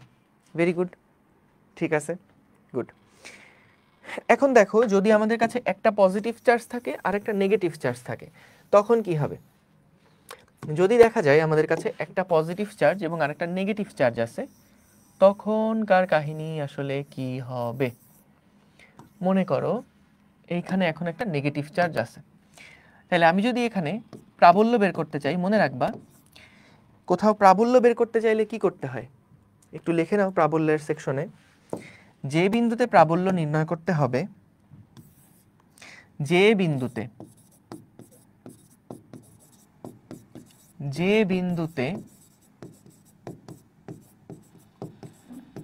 প্রাবল্য নির্ণয় করতে হবে, সেই বিন্দুতে +1 কুলম্ব আধান স্থাপন করতে হবে। যেই বিন্দুতে আমরা প্রাবল্য নির্ণয় করতে হবে সেই বিন্দুতে +1 কুলম্বের আধান স্থাপন করবা, এবং দেখবা ওই +1 কুলম্বের আধান কোন দিকে কত পরিমাণে বল লাভ করছে। এইটা জানলেই, এটা দেখলেই বুঝলেই দেখবা যে ওই পয়েন্টের প্রাবল্য কত বের করে ফেলতে পারছো। ওকে, এখন আসো, যদি একটা পজিটিভ একটা নেগেটিভ চার্জ থাকে, তখন এই +1 কুলম্বের উপরে বলগুলা কোন কোন দিকে হবে। খেয়াল করো, এই পজিটিভ চার্জ কিন্তু এই পজিটিভ চার্জকে ডান দিক বরাবর একটা বিকর্ষণ বল দিবে, এটা হলো মনে করো F1। এবং বলতো আমাদের Q2 চার্জ যেটা আছে সেটা প্লাস চার্জকে কি করবে, সেটা প্লাস চার্জকে আকর্ষণ করবে না? তাহলে আকর্ষণ যদি করে, তাহলে এটা মনে করো F2 বল। তাহলে এই যে দুইটা বল, একটা হলো F1 বল, একটা হলো F2 বল, এরা কিন্তু দুইটা একই দিকে কাজ করছে। তাহলে বলো তো, দুইটা বল যখন একই দিকে কাজ করবে, তখন কি তাদের লব্ধি বল কখনো শূন্য বানানো সম্ভব? তখন কি তাদের লব্ধি বল কখনো শূন্য বানানো সম্ভব? সম্ভব না। তাহলে যদি দুইটা বিপরীত আধান থাকে, তাদের মধ্যবর্তী কোনো পয়েন্টে কিন্তু আমরা প্রাবল্য শূন্য পাবো না। ঠিক আছে, মধ্যবর্তী কোনো পয়েন্টে আমরা প্রাবল্য শূন্য পাবো না। এখন বলো তো, যদি এরকম হয় যে আমরা বুঝলাম মাঝখানে প্রাবল্য শূন্য পাবো না, কিন্তু আমি দেখলাম, এবার একটু মান সহ দিয়ে দিই। ধরো এইখানে আমাদের দেওয়া আছে +8 কুলম্ব, বা ধরো দেওয়া আছে +16 কুলম্ব, আর এখানে দেওয়া আছে -9 কুলম্ব। এরকম যদি হয়, তাহলে বলো তো আমাদের যে কোন পয়েন্টে প্রাবল্য শূন্য হবে। সো মনে রাখতে বলছিলাম, সব সময় ছোট চার্জের কাছে কিন্তু প্রাবল্য শূন্য হয়।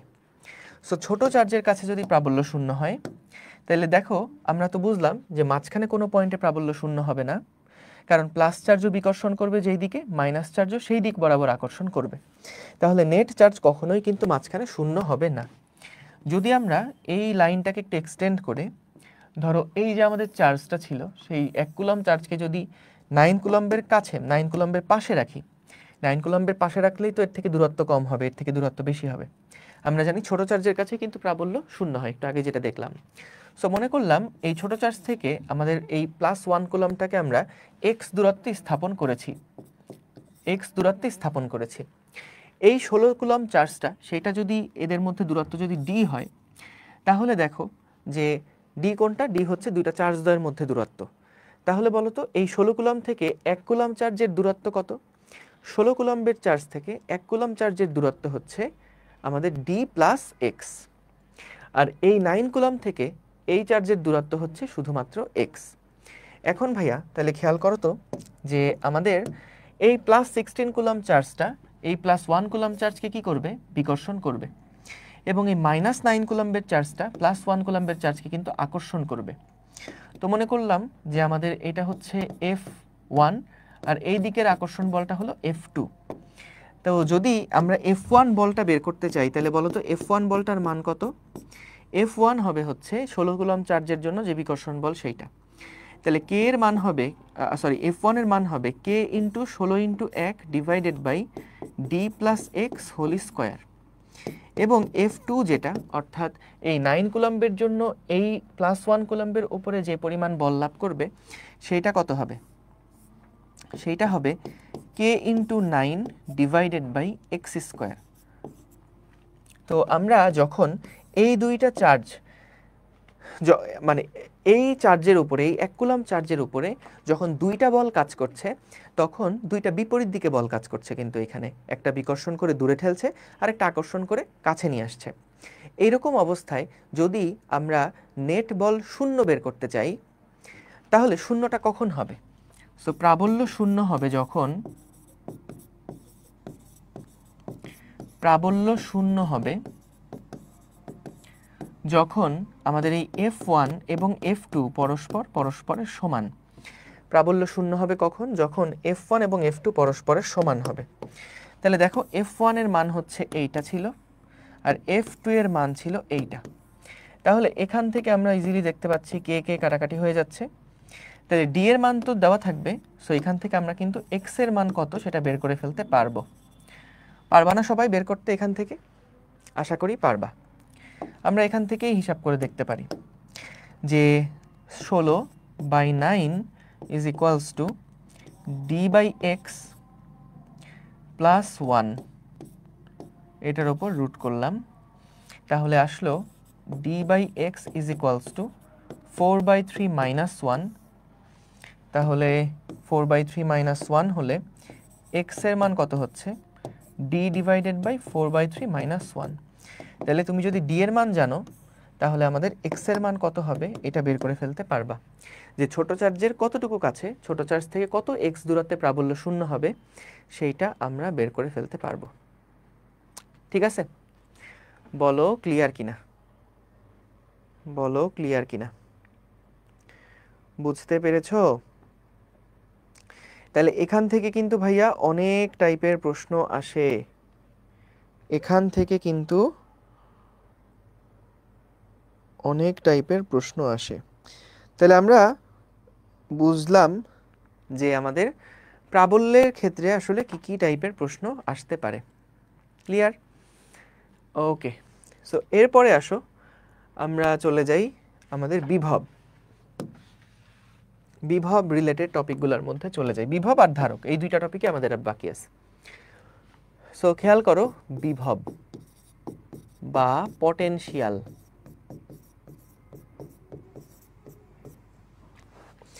দেখো যে বিভব বা পটেনশিয়াল আমরা জানি বিভব হচ্ছে সেইটা যে মনে করো যদি এখানে আমরা কোনো একটা কিউ কুলম্বের চার্জ স্থাপন করি, এখান থেকে আর দূরত্বে কোনো পয়েন্টে আমি বিভব বের করতে চাই, তাহলে আমরা কি করি? আমরা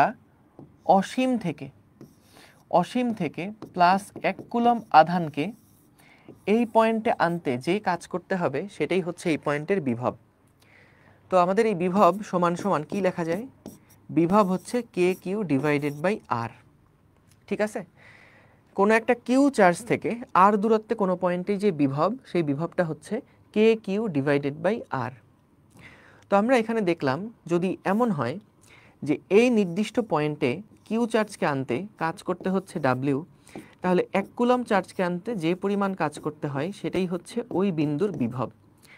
তাহলে দুইটা সূত্র দেখলাম, একটা হচ্ছে যদি আমাদের ক্ষেত্র সৃষ্টিকারী চার্জ থাকে, সেই ক্ষেত্র সৃষ্টিকারী চার্জ থেকে আর দূরত্বে কোনো পয়েন্টে বিভব কত হয়, এবং আমাদের বিভবের সাথে যেই চার্জটাকে আমরা নিয়ে আসছি সেই চার্জ এবং কাজের সম্পর্কটা কি। সো ভি সমান সমান ডব্লিউ ডিভাইডেড বাই কিউ। এখন আমরা সবসময় কিন্তু দুইটা পয়েন্টের বিভব পার্থক্য মাপতে পারি। বিভব মানে হচ্ছে কাজ বা শক্তি। সো আমরা যখন দুইটা পয়েন্টের মধ্যে বিভব মাপবো, মনে করো আমি বললাম এখানে একটা পয়েন্ট আছে, এই পয়েন্টের বিভব হচ্ছে ভিএ, এইখানে আরেকটা পয়েন্ট আছে, এই পয়েন্টের বিভব হচ্ছে ভিবি।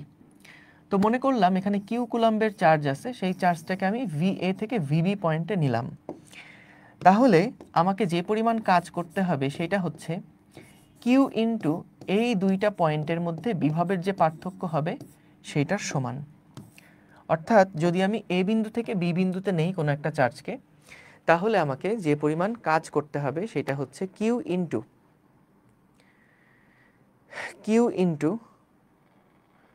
ইন্টু দুইটা পয়েন্টের বিভবের পার্থক্য। আচ্ছা, এই কে জানি বলছো, শাহনেওয়াজ তুমি হলো একটু পেজে জানাও, না হলে ওই দেখা যাবে তোমার আইডিটা হয়তো বা কোনোভাবে এখানে চলে আসছে, তুমি একটু পেজে জানাও, তা না হলে ওই যে পরের ক্লাসগুলো আবার হয়তো বা এফআরবির তোমাদের যে ক্লাস সেটাতে করতে পারবো না। বুঝতে পারছো? ওকে, ঠিক আছে। সো আমরা এখান থেকে দেখলাম যদি দুইটা ভিন্ন ভিন্ন পয়েন্টে আমরা কিউ কুলাম্ব চার্জকে নিয়ে যাই তাহলে কতখানি কাজ আমাদের করতে হয়। ঠিক আছে, আগের পেজে r-9 কই মানে কোনটার কথা বলছো? আমি কি কোথাও ক্যালকুলেশন ভুল করছি? আমরা তো রুট করছি। সো এখানে যখন রুট করছি তখন এই যে 4 হয়ে গেল উপরেরটা, নিচেরটা 3 হয়ে গেল। ঠিকই তো আছে মনে হচ্ছে রাফু। না না -9, এখানে মাইনাস দেওয়ার দরকার নাই। কেন মাইনাস দেওয়ার দরকার নাই? কারণ দেখো মাইনাস হওয়ার কারণে তো বলের ডিরেকশনটা চেঞ্জ হয়েই গেছে। আমরা তো মূলত এটাই বের করতে চাই যে দুইটা বলের মান পরস্পর সমান কোথায়। তাহলে দুইটা বলের মান সমান, এখানে আমরা মাইনাসটা দিলে দিক সহ আসবে, দরকার নাই। আমরা জাস্ট মান কোথায় সমান সেইটার এক্সট্রা বের করছি। বুঝতে পারছো? ওকে, ডান। শাহনেওয়াজ তুমি ইয়াতে জানাও, ওই যে পেজে একটু জানাও যে তোমার আইডিটা ক্লাস করলে এসএসসি এফআরবিতে চলে আসতেছে, এটা একটু জানাও, তাইলেই হবে। ওকে, সো আমরা এখান থেকে দেখলাম যে W is equals to Q into VA minus VB, অর্থাৎ দুইটা পয়েন্টের মধ্যে বিভবের যে পার্থক্য এটা তুমি যদি জানো তাহলে তাকে চার্জ দিয়ে গুণ করলেই চার্জটাকে এক জায়গা থেকে আরেক জায়গায় নিতে কি পরিমাণ কাজ করতে হবে সেটা আমরা বের করে ফেলতে পারি। আবার দেখো আরেকটা সূত্র আছে, যদিও এটা তোমাদের খুব একটা লাগবে না, সেটা হচ্ছে, না তোমাদের বইতে অবশ্যই এটা নাই, E সমান সমান V ইন্টু ডি, যদিও sorry V is equals to E D, যদিও এই সূত্র তোমাদের নাই, এটা আপাতত না দেখলেও অসুবিধা নাই, এখান থেকে প্রশ্ন আসে না। প্রশ্ন আসা আরেকটা টপিক থেকে, সেটা হচ্ছে ক্যাপাসিটর। সেইটা হচ্ছে ক্যাপাসিটর বা ধারক। দেখো ধারকের ব্যাপারটা কি? ধারক হচ্ছে যে কোনো একটা পরিবাহীর বিভব 1 ভোল্ট বাড়াতে,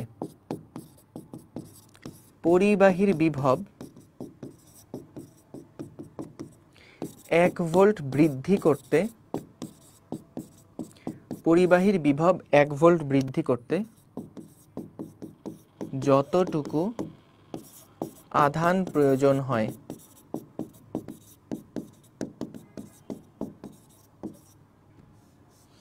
হ্যাঁ পরিবাহীর বিভব 1 ভোল্ট বৃদ্ধি করতে যতটুকু আধানের প্রয়োজন হয় তাকে আমরা বলি ওই পরিবাহীর ধারকত্ব। সেটাই ওই পরিবাহীর ধারকত্ব, সেটাই ওই পরিবাহীর ধারকত্ব। হ্যাঁ, পরিবাহীর বিভব 1 ভোল্ট বৃদ্ধি করতে যতটুকু আধানের প্রয়োজন হয় সেটাই হচ্ছে ওই পরিবাহীর ধারকত্ব।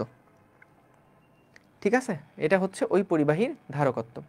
তার মানে খেয়াল করো, মনে করো আমি দেখলাম কোনো একটা পরিবাহীর মধ্যে যত চার্জ দিবা তত তোর বিভব বাড়তে থাকবে, তাই না? সো আমি দেখলাম কিউ কুলাম্ব চার্জ দেওয়ার ফলে কোনো একটা পরিবাহীর বিভব হয়ে গেল V, বা V বিভব পার্থক্য বৃদ্ধি করতে কোনো একটা পরিবাহীকে আমরা কিউ পরিমাণ চার্জ দিলাম, কোনো একটা পরিবাহীকে আমরা কিউ পরিমাণ চার্জ দিলাম, তাহলে 1 ভোল্ট বৃদ্ধি করতে কতটুকু চার্জ দিব? Q by V। এটাই হচ্ছে আমাদের ওই পরিবাহীর ধারকত্ব। জিনিসটাকে ধারকত্বে কি করে ভাইয়া?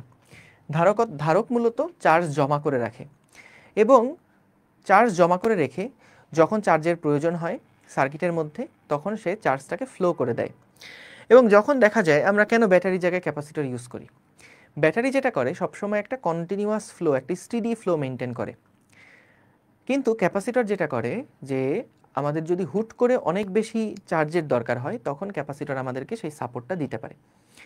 দেখা যায় ক্যামেরার ফ্ল্যাশ লাইটে কিন্তু ক্যাপাসিটর ইউজ করা হয়, কারণ সেখানে আমাদের খুব অল্প সময়ের মধ্যে অনেক বেশি পরিমাণ চার্জের প্রয়োজন হয়, এই জায়গাগুলোতে ক্যাপাসিটর দরকার হয়। সো আমাদের ধারক যেগুলো আছে, ক্যাপাসিটর যেগুলো আছে, এই ক্যাপাসিটরগুলা আমরা যদি দেখি যে কিভাবে এটাকে আমরা কল্পনা করতে পারি, চিন্তা করতে পারি ক্যাপাসিটেন্সটাকে। সো মনে করো আমাদের কাছে একটা পাত্র আছে, একটা চিকন পাত্র আছে আর একটা মোটা পাত্র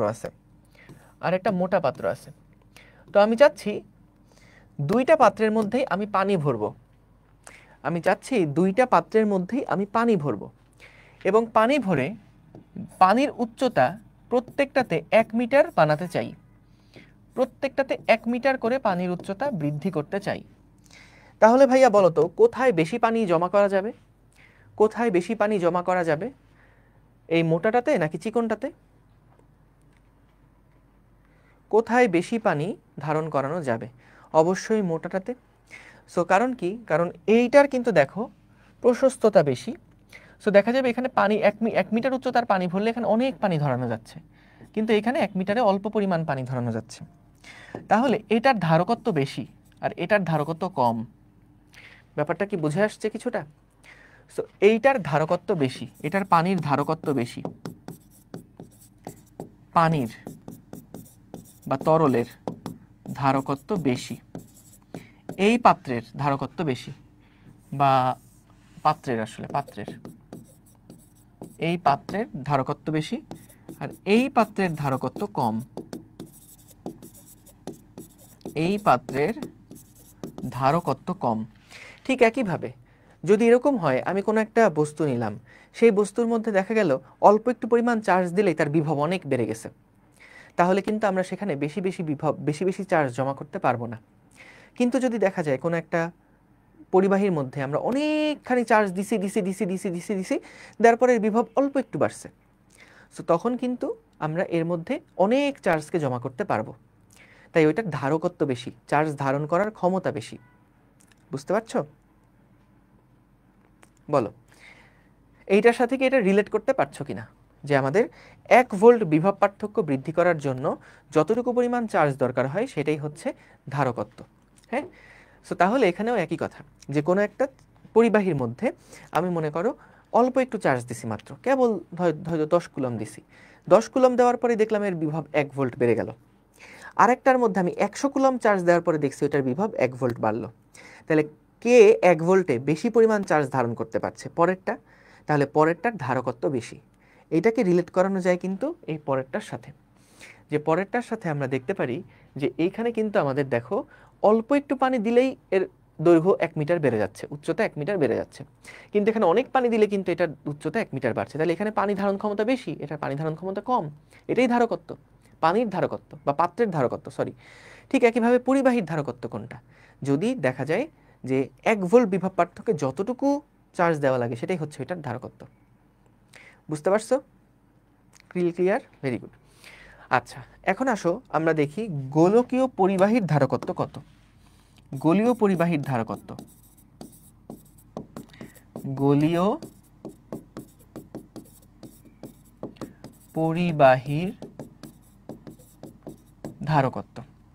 সো বলো তো একটা গোলক যদি আমাদের কাছে থাকে, যেই গোলকটার ব্যাসার্ধ হচ্ছে মনে করলাম আর, এবং এই গোলকটা মনে করলাম তার যেই বিভব সেই বিভব হচ্ছে গিয়ে, বা এই গোলকের মধ্যে আমরা মনে করো কিউ পরিমাণ চার্জ দিলাম, তাহলে কিউ পরিমাণ চার্জ দিলে এটার বিভব কত হবে? আর দূরত্বে এটার বিভব কত হবে? K into Q divided by আর হবে না এটার বিভব? আচ্ছা, এখন বলো তো এই কিউ পরিমাণ চার্জ দিলাম, এর ফলে এটার বিভব হয়ে গেল ভি, তাহলে এটার ক্যাপাসিট্যান্স কত হবে? ক্যাপাসিট্যান্স সি সমান সমান হচ্ছে কিউ ডিভাইডেড বাই ভি, হয় না? তাহলে সি সমান সমান যেহেতু কিউ ডিভাইডেড বাই ভি, আবার ভি সমান লেখা যায় কে কিউ বাই আর, তাহলে এখান থেকে আমরা কিউ কিউ কাটাকাটি করলে কি পাচ্ছি? আর ডিভাইডেড বাই কে। তাহলে ভাইয়া খেয়াল করো, গোলকীয় পরিবাহীর ক্ষেত্রে যার ব্যাসার্ধ যত বেশি সেটা তত বেশি তার ক্যাপাসিট্যান্স হবে। যদি একটা ছোট গোলক হয় তার ক্যাপাসিট্যান্স হবে কম, যদি একটা বড় গোলক হয় তার ক্যাপাসিট্যান্স হবে বেশি। এটা একদম কমন সেন্স দিয়ে কিন্তু বোঝা যায়। মনে করো একটা ছোট গোলক আছে আমাদের কাছে, একটা ছোট গোলক আছে, আর এর করসপন্ডিং একটা বড় গোলক আমরা নিলাম, তাহলে বলো তো ভাইয়া কোথায় বেশি চার্জ জমা করা যাবে? ছোট চার্জে যদি চার্জ দিতে থাকো তাহলে খুব দ্রুতই দেখা যাবে এটার ক্যাপাসিটি ফুল, কিন্তু যদি বড় চার্জে তুমি অনেকখানি চার্জ দাও তাহলেও দেখা যাবে এটা পুরোপুরি ভরতে পারো নাই। সো তাহলে কিন্তু দেখো বড় চার্জের ক্যাপাসিট্যান্স বেশি, বড় চার্জের চার্জ ধারণ ক্ষমতা বেশি, ছোট চার্জের চার্জ ধারণ ক্ষমতা কম। সো এইটা কিন্তু এখান থেকেও বোঝা যাচ্ছে যে গোলকীয় পরিবাহীর ক্ষেত্রে যার রেডিয়াস বড় তার ক্যাপাসিটেন্সও কিন্তু বড় হবে। বুঝতে পারছো? এবং এখান থেকে বোঝা যাচ্ছে যে ধারকত্ব কিসের উপর নির্ভর করে? ধারকত্ব নির্ভর করছে পরিবাহীর আকৃতির উপরে, পরিবাহীর আকৃতির উপরে। এবং বলতো কে কার উপর ডিপেন্ড করে? মাধ্যমের উপরে না? মাধ্যমের উপরে, অর্থাৎ ওই গোলকটাকে কোন মাধ্যমে রাখছো, মাধ্যমের উপরে ডিপেন্ড করে সি, এবং পরিবাহীর আকৃতির উপরেও কিন্তু সিটা ডিপেন্ড করে। ঠিক আছে? অর্থাৎ পরিবাহীটা কেমন আর কোন মাধ্যমে আছে, এই দুইটার উপরে বেস করে কিন্তু ক্যাপাসিটেন্সটা ডিপেন্ড করে। এখন যখন আমরা এর মধ্যে চার্জ জমা করছি, চার্জ জমা করা কি সহজ কাজ? না। মনে করো আমরা এখানে যখন চার্জ জমা করছি তখন কিন্তু ধরো কিউ পরিমাণ চার্জ যদি আমি একটা গোলকের মধ্যে যদি 1 কুলম চার্জ দেই, 2 কুলম চার্জ দেই, 3 কুলম চার্জ দেই, প্রথম চার্জ দিতে কোনো সমস্যা হবে না। যত বেশি তুমি প্রথমে চার্জ দিতে থাকবা তত দেখা যাবে কি, যত বেশি চার্জ দিবা এখানে তত আস্তে আস্তে চার্জগুলো চারিদিকে জমা হতে থাকবে, কোনো অসুবিধা নেই। কিন্তু এরকম বেশি চার্জ দিতে দিতে একটা সময় দেখা যাবে না যে একটা নতুন প্লাস চার্জকে তুমি যখন আনবা, কষ্ট করে এখানে আনবা, তখন কিন্তু তোমাকে এই বিকর্ষণ বলের বিরুদ্ধে গিয়ে একটা কাজ করতে হবে। তাহলে তুমি যখন কোনো একটা কিছুর বিরুদ্ধে কাজ করো তখনই কিন্তু তার মধ্যে একটা শক্তি জমা হয়, অর্থাৎ এই শক্তিটাই কিন্তু তার মধ্যে স্টোর হয়ে থাকবে, এই শক্তিটা তার মধ্যে সঞ্চিত হয়ে থাকবে। তো আমরা যদি কোনো একটা পরিবাহীকে কিউ চার্জে চার্জিত করি, একটা যেই পরিবাহীটার ধারকত্ব হচ্ছে সি, তাহলে তার মধ্যে যেই সঞ্চিত শক্তিটা হবে সেই সঞ্চিত শক্তির মান কত বলো তো? সঞ্চিত শক্তির মান কত? সো ধারকে সঞ্চিত শক্তি, ধারকে সঞ্চিত শক্তি সমান সমান হচ্ছে half C V square, half C V square. আবার দেখো কিউ সমান সমান সিভি ছিল, কিউ সমান সমান ছিল সিভি, তাহলে আমরা যদি ভিটাকে রিপ্লেস করি যে half into C into Q square divided by C square, তাহলে এখান থেকে কি আসছে? Q square divided by 2c। আবার যদি তুমি c কে রিপ্লেস করো কিউ বাই ভি দিয়ে, তাহলে কি আসছে? তাহলে c কে যদি কিউ বাই ভি দিয়ে রিপ্লেস করো তাহলে কি আসছে? আমাদের half into Q by V into V square, তাহলে আসছে হাফ কিউ ভি। ঠিক আছে? তাহলে এরকম বিভিন্ন টাইপের শক্তি, ধারকে সঞ্চিত শক্তি কিন্তু বের করতে বলতে পারে যে হাফ সিভি স্কোয়ার, হ্যাঁ, half C V square, half C V square, এটা হচ্ছে তাদের মধ্যে সঞ্চিত শক্তি। আর এছাড়াও Q square divided by 2c, আর একটা হলো হাফ কিউভি। বুঝতে পারছো? বলো ক্লিয়ার কিনা? তাহলে আমরা ধারকে সঞ্চিত শক্তি কত এইটা বের করলাম। ঠিক আছে?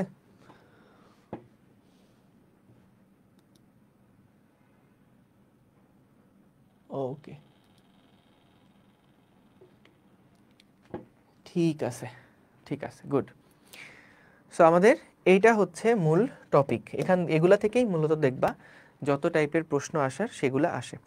সো আমরা চলো এবার সরাসরি এমসিকিউ এর মধ্যে চলে যাই, দেখি আমাদের কি কি টাইপের এমসিকিউ আসে। বলো এই এমসিকিউগুলোর অ্যান্সার তোমরা একটা একটা করে বলবা। এখন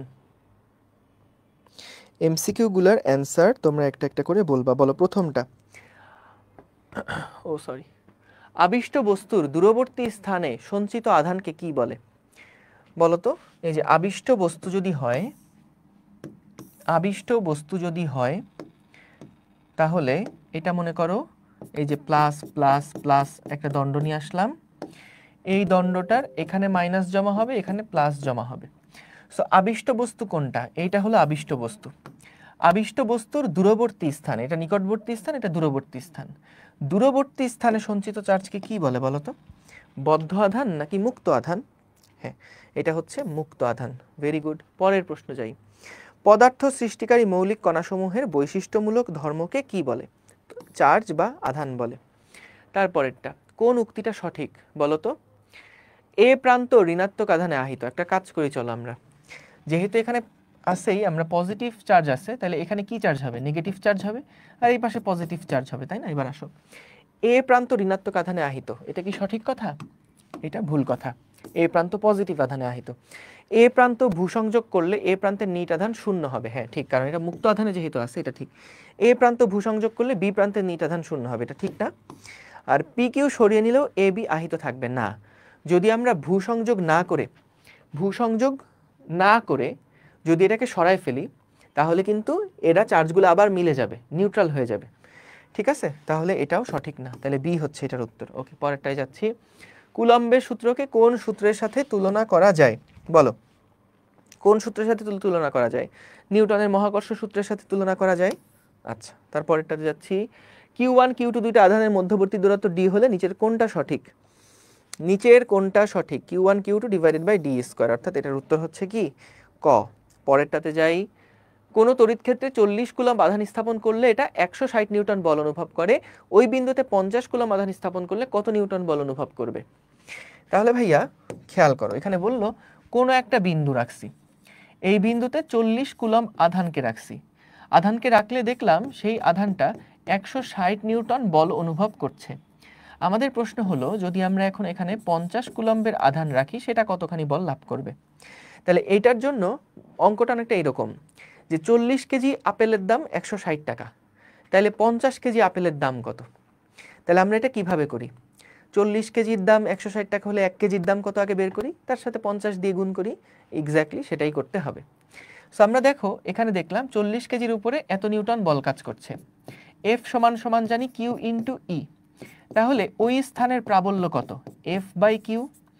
F এর মান 160, Q এর মান 40, তাহলে 4 নিউটন পার কুলম্ব, এটা হচ্ছে আমাদের এই বিন্দুর প্রাবল্য। তাহলে যখন আমরা এখন 50 কুলম্বের একটা বস্তুকে স্থাপন করব, F is equals to Q into E, Q এর মান হচ্ছে 50 আর E এর মান হচ্ছে 4, তাহলে এখানে হবে কত? 200। ঠিক আছে, তাহলে D হচ্ছে এটার আনসার 200। Very good. দুইটা বিন্দু আধান Q1 এবং Q2 এর মধ্যবর্তী দূরত্ব 1.5 গুণ করলে তাদের মধ্যে বল কি রূপ হবে? দেখো F is equals to Q1 Q2 divided by D square. যখন আমরা এদের মধ্যবর্তী দূরত্বটা 1.5 গুণ করি, 1.5 গুণ মানে কত জানো? 3/2 করা। তাহলে 3/2 গুণ করলে Q1 Q2 ডিভাইডেড বাই 3/2 এর উপরে স্কয়ার করলে কি আসে? 4/9, তাই না? 2 দুগুণে 4, 3 তিরিকে 9, তাহলে 4/9 এত গুণ হয়ে যাবে আমাদের যে বলটা সেইটা। তাহলে 4/9 মানে কত? 4/9 মানে হচ্ছে এই যে 1/2.25, 4/9 আর হচ্ছে 1/2.25, এটা একই। ঠিক আছে, তাহলে এই বি হচ্ছে এইটার আনসার। ঠিক আছে, বি হচ্ছে এটার আনসার। ওকে, পরেরটায় যাচ্ছি। +4 কুলম্ব এবং +6 কুলম্ব মানে দুইটা চার্জ পরস্পর থেকে 10 সেন্টিমিটার দূরে স্থাপন করা হলো। চার্জ দুইটা একটা পরিবাহী তার দ্বারা যুক্ত করে পুনরায় তারটিকে সরিয়ে নেওয়া হলো। বর্তমানে এদের মধ্যে ক্রিয়াশীল বলের মান কত নির্ণয় করো। তাহলে দেখো দুইটা বিন্দু চার্জের কথা যেহেতু বলেছে, তাহলে খেয়াল করো অঙ্কটা অনেক সুন্দর। এখানে হচ্ছে প্লাস চার্জ 4 কুলম্ব রাখা আছে, আর 10 সেন্টিমিটার দূরে এখানে একটা +6 কুলম্বের আধান রাখা আছে। যখন আমরা এদেরকে একটা পরিবাহী তার দিয়ে যুক্ত করব, পরিবাহী তার দিয়ে যুক্ত করলে তাদের প্রত্যেকের চার্জ কত হয়ে যাবে বলো তো? পরিবাহী চার্জ দিয়ে যুক্ত করলে, পরিবাহী তার দিয়ে যুক্ত করলে, পরিবাহী তার দিয়ে যুক্ত করলে, পরিবাহী তার দিয়ে যুক্ত করলে আমাদের প্রতিটায় চার্জ হবে কত? প্রতিটিতে চার্জ হবে হচ্ছে 4+6/2, তাহলে 5 কুলম্ব করে। তাহলে এখন আমাদের একটা চার্জ যদি থাকে 5 কুলম্বের এবং তার থেকে 10 সেন্টিমিটার দূরে আমাকে 5 কুলম্বের আরেকটা চার্জ রাখা হলো, এদের মধ্যে তাহলে এখন ক্রিয়াশীল বলের মান কত? তাহলে ক্রিয়াশীল বলের মান হচ্ছে 9 × 10⁹ ইন্টু 5 × 5 ডিভাইডেড বাই 0.1 স্কয়ার। তাহলে এখান থেকে আমরা কিন্তু এফ এর মান বের করে ফেলতে পারবো। 9 × 10⁹ ইন্টু 25 ডিভাইডেড বাই 0.1 স্কয়ার, এটা হচ্ছে 2.25 ইন্টু 10⁻13। তাহলে এটার আনসার হচ্ছে কত আসে? ডি এটার আনসার আসে। পারছো সবাই? Very good. নিচের কোন সম্পর্কটা সঠিক নয়? বলো তো দেখি এখানে কোন সম্পর্কটা সঠিক নয়। দেখতেই পাচ্ছ, সরাসরি চোখে বাঁধে। এটা তো ঠিক আছে, Q is equals to CV, V is equals to W by Q, C is equals to R by K, এগুলো সবই করছে। এটা হলো ভুল, কারণ E is equals to F by Q. Okay, 1 newton per coulomb তড়িৎ তীব্রতার কোনো বিন্দুতে 10 কুলম আধান স্থাপন করলে কতখানি চার্জ হবে? দেখো, এফ ইজ ইকুয়ালস টু কত? কিউ ইন্টু ই। তাহলে কিউ এর মান হলো 10 আর তড়িৎ প্রাবল্যের মান হলো 1। তাহলে এখানে কত? 10 নিউটন বল কাজ করবে। তাহলে এটা হচ্ছে 10 নিউটন, বলের মান হবে 10 নিউটন। তারপরে দুইটা আহিত বস্তুর মধ্যবর্তী দূরত্ব এবং প্রতিটি আধানের পরিমাণ দ্বিগুণ করা হলে মধ্যবর্তী ক্রিয়াশীল বল কত গুণ হবে? বলতো, F is equals to K into Q1 Q2 divided by D square. তাহলে খেয়াল করো, যখন আমরা এই দুইটা আহিত বস্তুর মধ্যে দূরত্ব এবং প্রত্যেকটা আধান দ্বিগুণ করছি, তাহলে ভাইয়া এইটাকে আমরা করছি দ্বিগুণ, এইটাকে আমরা করছি দ্বিগুণ, 2 দুগুণে 4, এবং দূরত্বটাকেও করছি দ্বিগুণ। তাহলে উপরে 2 দুগুণে 4, নিচে 2 স্কোয়ার 4, 4 4 কাটাকাটি হয়ে বল কিন্তু একই রকমের থাকবে। বলো, বুঝেছো? বল কেমন থাকবে?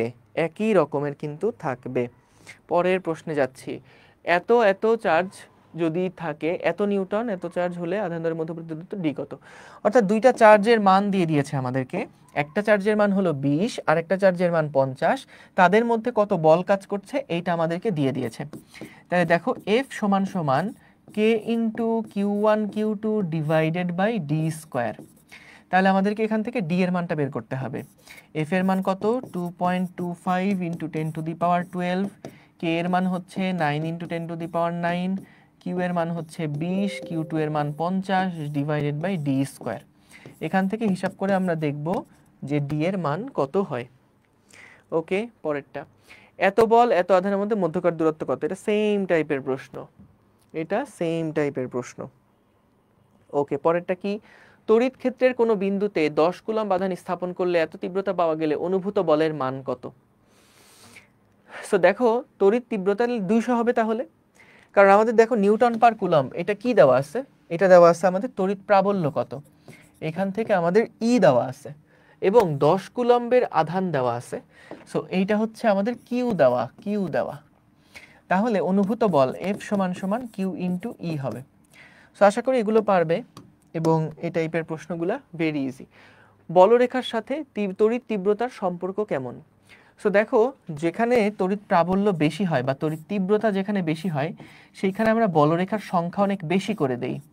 যেখানে আমাদের তড়িৎ তীব্রতা কম, সেখানে বলরেখার সংখ্যা কম করে দেই। সো এখান থেকে দেখে বোঝা যায়, এই ছবি দুইটা থেকে যেখানে ঘনভাবে বলরেখাগুলো আঁকা আছে, এইটার ই বেশি, এইখানে তড়িৎ প্রাবল্য বেশি, আর এইখানে কিন্তু আমাদের তড়িৎ তীব্রতা কম। ঠিক আছে? ওকে, তাহলে আমরা দেখলাম এটা আসলে কেমন? সমানুপাতিক। যত বেশি প্রাবল্য হবে তত বেশি বলরেখার সংখ্যা আমরা সেখানে পাবো। ওকে, তারপরে 5 কুলম্বের আধান থেকে 0.5 মিটার দূরে কোনো ক্ষেত্রের তড়িৎ তীব্রতা কত বের করো। আশা করি পারবা। দেখো, 5 কুলম্বের কোনো আধান এখানে আছে, +5 কুলম্বের আধান, +5 কুলম্বের আধান থেকে 0.5 মিটার দূরে কোনো একটা বিন্দু হলো এইটা, এইখানে তড়িৎ তীব্রতা কত বের করতে হবে। আমরা কি জানি? তড়িৎ তীব্রতা হচ্ছে কে ইন্টু ক্ষেত্র সৃষ্টিকারী আধান, এটাই কিন্তু এখানে ক্ষেত্র সৃষ্টিকারী আধান, ডিভাইডেড বাই 0.5 স্কোয়ার। তাহলে 9 ইন্টু 10⁻9 ইন্টু কিউ এর মান হচ্ছে 5 ডিভাইডেড বাই 0.5 স্কোয়ার। হিসাব করে দেখবা কত হয়। এ আহিত বস্তুকে ভূসংযোগ দিলে পি বিন্দুতে তড়িৎ প্রাবল্যের মান কত হবে? খেয়াল করো, এখন কিন্তু এ গোলকে একটা চার্জ আছে। যখন আমি এটাকে ভূমির সাথে সংযুক্ত করে দিব, তখন এখানে কিন্তু আর কোনো চার্জ থাকবে না, এইখানে আর কোনো চার্জ থাকবে না। তাহলে যদি এখানে কোনো চার্জ না থাকে, সবগুলা যদি ভূমিতে চলে যায়, তাহলে কোনো চার্জ না থাকলে এই পয়েন্টের প্রাবল্য আসলে কি হবে? এখানে কোনো চার্জই নাই, তাহলে এখানে কি কোনো প্রাবল্য পাবা? এখানে কোনো প্রাবল্য পাবা না। তাহলে পি বিন্দুতে তড়িৎ প্রাবল্যের মান হয়ে যাবে 0। গেল। তারপরেরটা কি? প্লাস 10 কুলম্ব চার্জ থেকে 100 মিটার দূরত্বে কোনো বিন্দুতে বিভব কত। দেখো এটাও আমরা কিন্তু একটু আগেই সূত্র দেখছি যে কোনো একটা চার্জ যদি এখানে থাকে, মনে করো এই চার্জের মান হচ্ছে গিয়ে প্লাস কিউ, এই চার্জ থেকে আর দূরত্বে কোনো একটা পয়েন্টে যে বিভব পাবো সেই বিভব হচ্ছে কে into Q divided by R. তাহলে আমরা এখান থেকে দেখো 9 ইন্টু 10⁹ ইন্টু কিউ এর মান কত 10 কুলম্ব, আর এর মান কত, কতটুকু দূরত্বে বলেছিল 100 মিটার দূরত্বে বলেছিল। তাহলে এখান থেকে আমরা কিন্তু ভি এর মানটা পেয়ে যাব। দেখো ভাইয়া যা পড়াইছি সেগুলা থেকেই কিন্তু প্রশ্ন। 6 কুলম্ব চার্জ 10 ভোল্ট বিভবের পি বিন্দু থেকে 5 ভোল্ট বিভবের কিউতে ট্রান্সফার হয়, তাহলে কৃতকাজ কত হবে, এইটাও পড়াইছি। এফ ইজ ইকুয়ালস টু কি বলতো, বা আমরা ডাব্লিউ সমান সমান জানি কিউ ইন্টু ডেল্টা ভি। তাহলে আমাদের এখানে কতখানি চার্জকে সরানো হচ্ছে 6 কুলম্বকে, এবং বিভব পার্থক্য 10 থেকে 5-এ আমরা নিছি। তাহলে 10 মাইনাস 5 কত আসে, 6 গুণ 5 সমান সমান 30 জুল। 30 জুল, ঠিক আছে, তাহলে 30 জুল হবে কৃতকাজ। ক্যাপাসিটরের ধারকত্ব যদি সি এবং ভোল্টেজ যদি ভি হয়, তাহলে ভিতরে যে শক্তি জমা থাকে সেটা কত, হাফ সিভি স্কয়ার না, সি হচ্ছে উত্তর, একটু আগেও দেখলাম এইটা।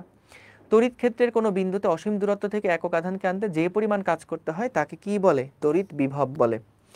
তারপরে তড়িৎ আধানকে শক্তি সঞ্চয় করে রাখার যান্ত্রিক কৌশলকে কোনটা, ধারক। কেন, কারণ আমরা যখন চার্জকে সঞ্চয় করে রাখছি তখন কিন্তু চার্জগুলো একসাথে রাখার কারণে তাদের মধ্যে কিন্তু একটা শক্তি সঞ্চিত আছে। সো ওই শক্তি সঞ্চিত করে রাখার যে যান্ত্রিক প্রক্রিয়াটা, সেটাকেই কিন্তু আমরা বলছি ধারক। একটা ধারকের ধারকত্ব 10 মাইক্রোফ্যারাড, এতে 10 ভোল্ট বিভব পার্থক্য প্রয়োগ করা হলে সঞ্চিত শক্তি কত। ধারকত্বের একক হচ্ছে ফ্যারাড। সো আমাদের জানি সঞ্চিত শক্তি এখানে ডাব্লিউ হবে হাফ সিভি স্কয়ার।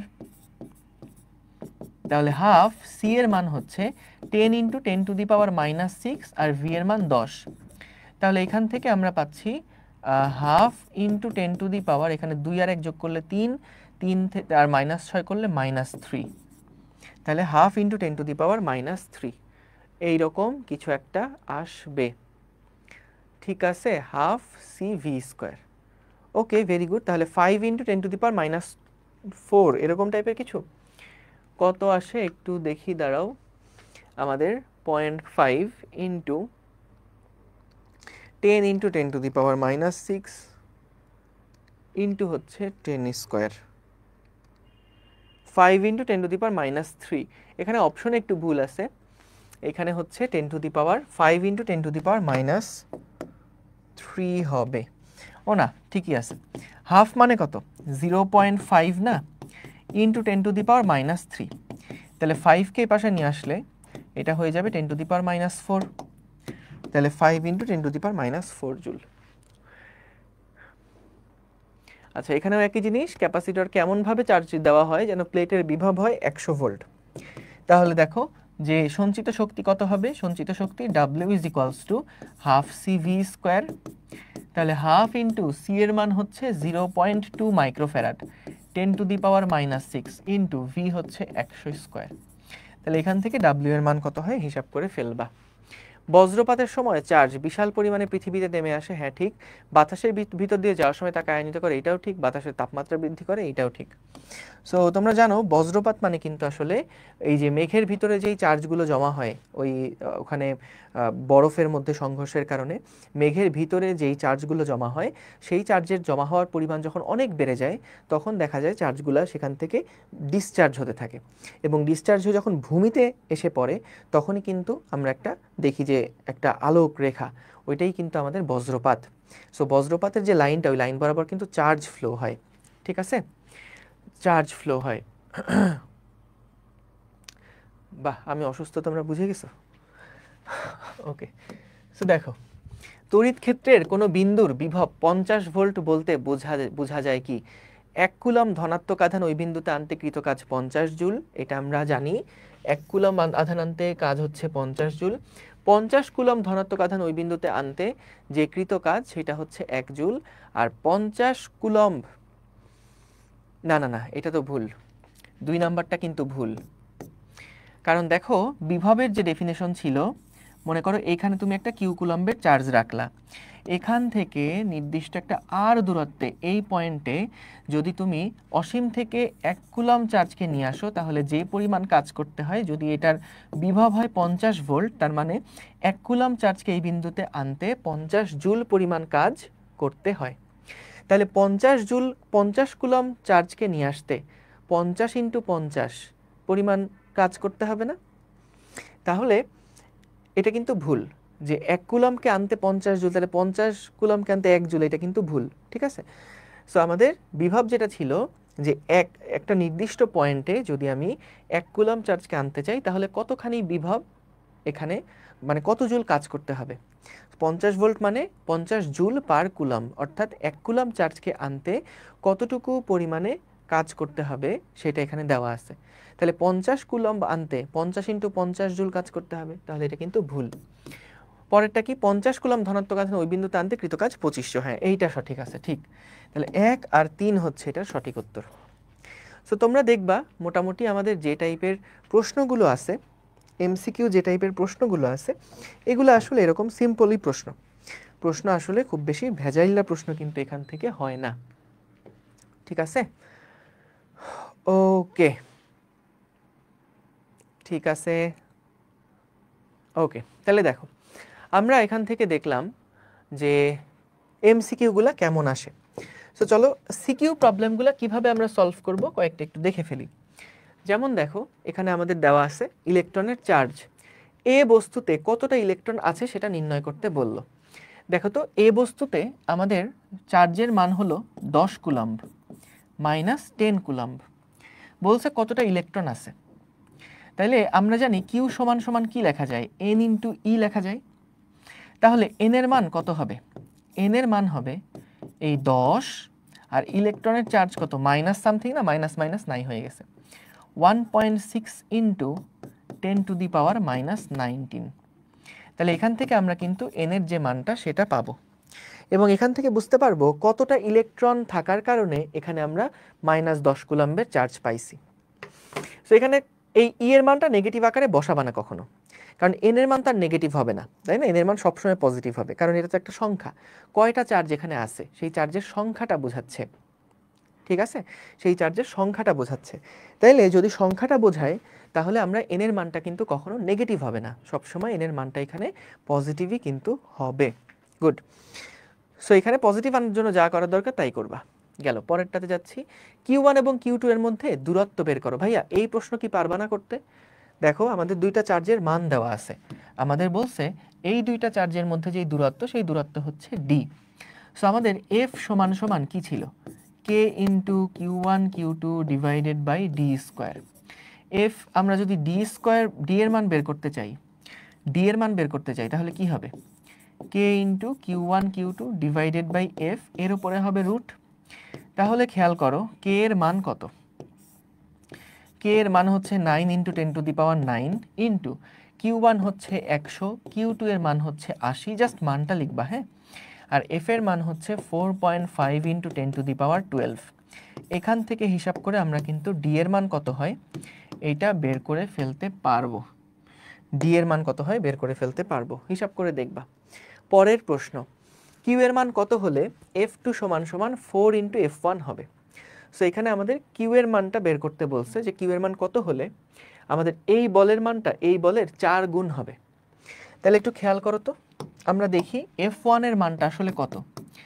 F1 সমান হচ্ছে K into 60 into 30 divided by 1 square, আর F2 এর মান হচ্ছে K into Q into 2Q divided by 2 square.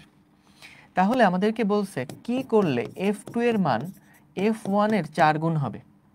তাইলে দেখো, তাহলে আমাদের F2 যেটা, এটা হচ্ছে সেইটা, আর F1 যেটা সেইটা হচ্ছে এইটা। তাহলে ভাইয়া যদি এইটার 4 গুণ বানাতে চাই, তাহলে কে কে কাটাকাটি হয়ে যাচ্ছে, এখান থেকে আমরা কিউ এর মান কত বের করে ফেললেই হয়ে গেল, জাস্ট কিউই কিন্তু এখানে আননোন, কিউ এর মানটা জানলেই হয়ে যাবে। পরের প্রশ্নে যাচ্ছি, এখানে বলল উভয় গোলকের ব্যাস দেওয়া আছে 10 সেন্টিমিটার, এ এবং বি বস্তু দুইটার মধ্যে ক্রিয়াশীল বলের মান নির্ণয় করো। এটা পারবো না আমরা।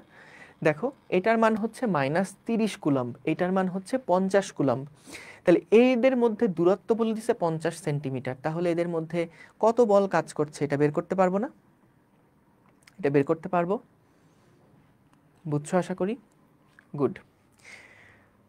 ওকে, তারপরে দেখো সি বিন্দুর ওপরে ক্রিয়াশীল বলের মান নির্ণয় করো।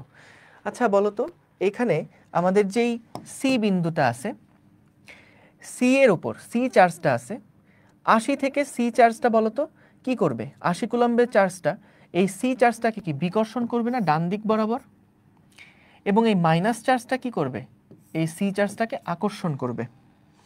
তাহলে এইটাকে মনে করো বললাম F1, এটাকে মনে করো বললাম F2। বলো তো F1 এর মান কত হবে? F1 এর মান হবে K into 80 into 100 divided by এদের মধ্যে দূরত্ব কত? 45 স্কয়ার। এবং ভাইয়া F2 সমান সমান কত হবে? যে এই বি চার্জ এটার থেকে যে এদের মধ্যে যে আকর্ষণ বলটা, আকর্ষণ বলের মানটা কত হবে? আকর্ষণ বলের মান হবে K into 20 into 100 divided by 25 square. তাহলে এই দুইটার মান তুমি যদি জানো, তাহলে নেট ফোর্স বের করার সময় বেশি বলটা থেকে কম বলটাকে বাদ দিয়ে দিবা, তাহলে কিন্তু আমাদের ক্রিয়াশীল বলের মান কত সেটা পাওয়া যাবে। গুড। পরেরটাতে যাচ্ছি। এসি বরাবর বি এর অবস্থান পরিবর্তনে সি এর উপর ক্রিয়াশীল লব্ধি বলের মান শূন্য হওয়া সম্ভব কিনা গাণিতিকভাবে ব্যাখ্যা করো। কি বললো কথাটা? আমাদেরকে বললো বি এর অবস্থান আমি পরিবর্তন করব এমনভাবে যাতে করে সি এর উপরে ক্রিয়াশীল লব্ধি বলের মানটা শূন্য হয়। প্রত্যেকটার চার্জের মান কিন্তু আমি জানি। সো যেহেতু বি এর অবস্থানটা পরিবর্তন করতে বলছে, যেহেতু বি বিন্দুর অবস্থানটা পরিবর্তন করতে বলেছে, তাহলে দেখো এইটা হচ্ছে মনে করো আমাদের এ বিন্দু, এটা হচ্ছে বি বিন্দু, এটা হচ্ছে সি বিন্দু। তো আমরা মনে করলাম যে বি বিন্দুটাকে আমরা এমন একটা দূরত্বে স্থাপন করলাম যেটা হচ্ছে এ থেকে এক্স দূরত্বে আছে। বলতো এ থেকে সি এর দূরত্বটা কত? সেটা কিন্তু 45 মিটার। এখান থেকে এই পর্যন্ত যেই দূরত্ব এটা হলো 45 মিটার। তাহলে এই বি থেকে সি এর দূরত্বটা কত? বি থেকে সি এর দূরত্ব হচ্ছে 45 মাইনাস এক্স। তাহলে আমাদেরকে দেখতে হবে যে বি এর পজিশনটা কেমন করলে সি এর উপরে ক্রিয়াশীল বলটা শূন্য হয়। তাহলে সি এর উপরে ক্রিয়াশীল বল শূন্য বানানোর জন্য দেখো আমরা দেখছি এ চার্জের মান হলো 80, সি এর মান হলো 100, 80 100কে বিকর্ষণ করবে, আর বি এর মান হলো -20, -20 এই 100কে কিন্তু আকর্ষণ করবে। তাহলে এখানে এক্স এর মানটা এমন হতে হবে যাতে করে এই আকর্ষণ বল এই বিকর্ষণ বলের মান পরস্পর সমান হয়। এইটা মনে করলাম F1, এটা মনে করলাম F2। তাহলে F1 সমান সমান F2 যখন হবে তখন দেখো F1 মানে হচ্ছে K ইন্টু চার্জ দ্বয়ের মান কত? 80 ইন্টু 100 ডিভাইডেড বাই এদের মধ্যে দূরত্ব হচ্ছে 45 স্কয়ার সমান সমান আমাদের এই চার্জের জন্য এখানে আকর্ষণ বল কত? আকর্ষণ বল হচ্ছে K into 20 into 100, 20 into 100 divided by 45 minus X square. তাহলে ভাইয়া এখান থেকে সবগুলা তুমি কাটাকাটি করে এক্স এর মানটা কত হয় বের করে ফেলতে পারবা। তাহলেই বের হয়ে যাবে যে বি বিন্দুর অবস্থানটাকে কোথায় রাখলে আমরা সি বিন্দুর নেট ফোর্সটা শূন্য পাবো। বুঝতে পেরেছো? সহজ জিনিস। Very good. ওকে, পরের প্রশ্নে যাচ্ছি। ওকে, এটা ভালো একটা প্রশ্ন। দেখো কি বলছে, দেখো ইলেকট্রনের চার্জ এত, এ এবং বি গোলকদ্বয় স্পর্শ করে যথাস্থানে রেখে দিলে এদের মধ্যকার বলের কি পরিবর্তন হবে বিশ্লেষণপূর্বক মতামত দাও। খেয়াল করে দেখো এটা বেশিরভাগ টেস্ট পেপারে কিন্তু এটার উত্তর উল্টাপাল্টা দেওয়া আছে। এখানে খেয়াল রাখতে হবে দুইটার কিন্তু ব্যাসার্ধের পরিমাণটা আলাদা। সো যেহেতু ব্যাসার্ধের পরিমাণ আলাদা, এই কারণে চার্জটা কিন্তু দুইটার মধ্যে সমান সমান পরিমাণে থাকবে না। দুইটাতে এমনভাবে চার্জ ডিস্ট্রিবিউট হবে যাতে করে দুইটার বিভবের মান সেম হয়। তাহলে দেখো আমরা এখানে দেখলাম যে সাপোজ যখন আমরা এটাকে কানেক্ট করব, সো তার দিয়ে স্পর্শ করার পরে বা এদের স্পর্শ করার পর স্পর্শ করার পর চার্জ এমনভাবে বণ্টিত হবে, চার্জ এমনভাবে বণ্টিত হবে যেন তাদের বিভব একই হয়, যেন তাদের বিভব একই হয়। এখন আমরা জানি v সমান সমান কিউ বাই সি, তাই না? C is equals to Q by V ছিল, কিন্তু আবার এই সি মানে কি লেখা যায়? K by R. তাহলে আমাদের সি মানে লেখা যায় আমাদের আর বাই কে। সো এখানে হলো আর আর এখানে হবে কে। তো আমাদের চার্জটা এমনভাবে ডিস্ট্রিবিউট হবে যাতে করে দুইটার বিভবের মান সেম হয়। তো আমাদের এখানে দেখো তো মোট চার্জ কি পরিমাণে আছে, মোট চার্জ কি পরিমাণে আছে? একটাতে আছে -10 আর একটাতে আছে 31, ঠিক আছে, যাই হোক, -10 আর 31, তাহলে কত হয়? এখানে 21 কুলম্ব চার্জ আছে ইন টোটাল। তাহলে দেখো যখন আমরা এটাকে সংস্পর্শ করব, একটার সাথে আরেকটা যখন কানেক্ট করব, কানেক্ট করার পরে বলো তো টোটাল চার্জের পরিমাণের কি কোনো পরিবর্তন হবে? টোটাল চার্জ কিন্তু আগেও যদি +21 কুলম্ব থাকে এখনও কিন্তু +21 কুলম্বই থাকবে। টোটাল চার্জের পরিমাণ কিন্তু আগেও যদি 21 কুলম্ব থাকে এখনও কিন্তু 21 কুলম্বই থাকবে। টোটাল চার্জের পরিমাণ এখনও কিন্তু 21 কুলম্ব থাকবে। তাহলে দেখো যেহেতু বিভব সেম হবে, তাহলে আমি মনে করলাম স্মল গোলকের যে বিভব আর লার্জ গোলকের যে বিভব, দুইটার বিভব সেম হবে, তাই তো? সো সেম যদি হয় তাহলে K into Q by R. So এখানে মনে করলাম কিউ পরিমাণ চার্জ, মানে স্পর্শ করার পরে এর মধ্যে মনে করলাম কিউ পরিমাণ চার্জ জমা হয়েছে। কিউ বাই আর, আর মানে কত? 3 সেন্টিমিটার। মিটারে কনভার্ট করতে পারো, কিন্তু এটাও সেন্টিমিটার এটাও সেন্টিমিটার হয়, কাটাকাটি হয়ে যাবে।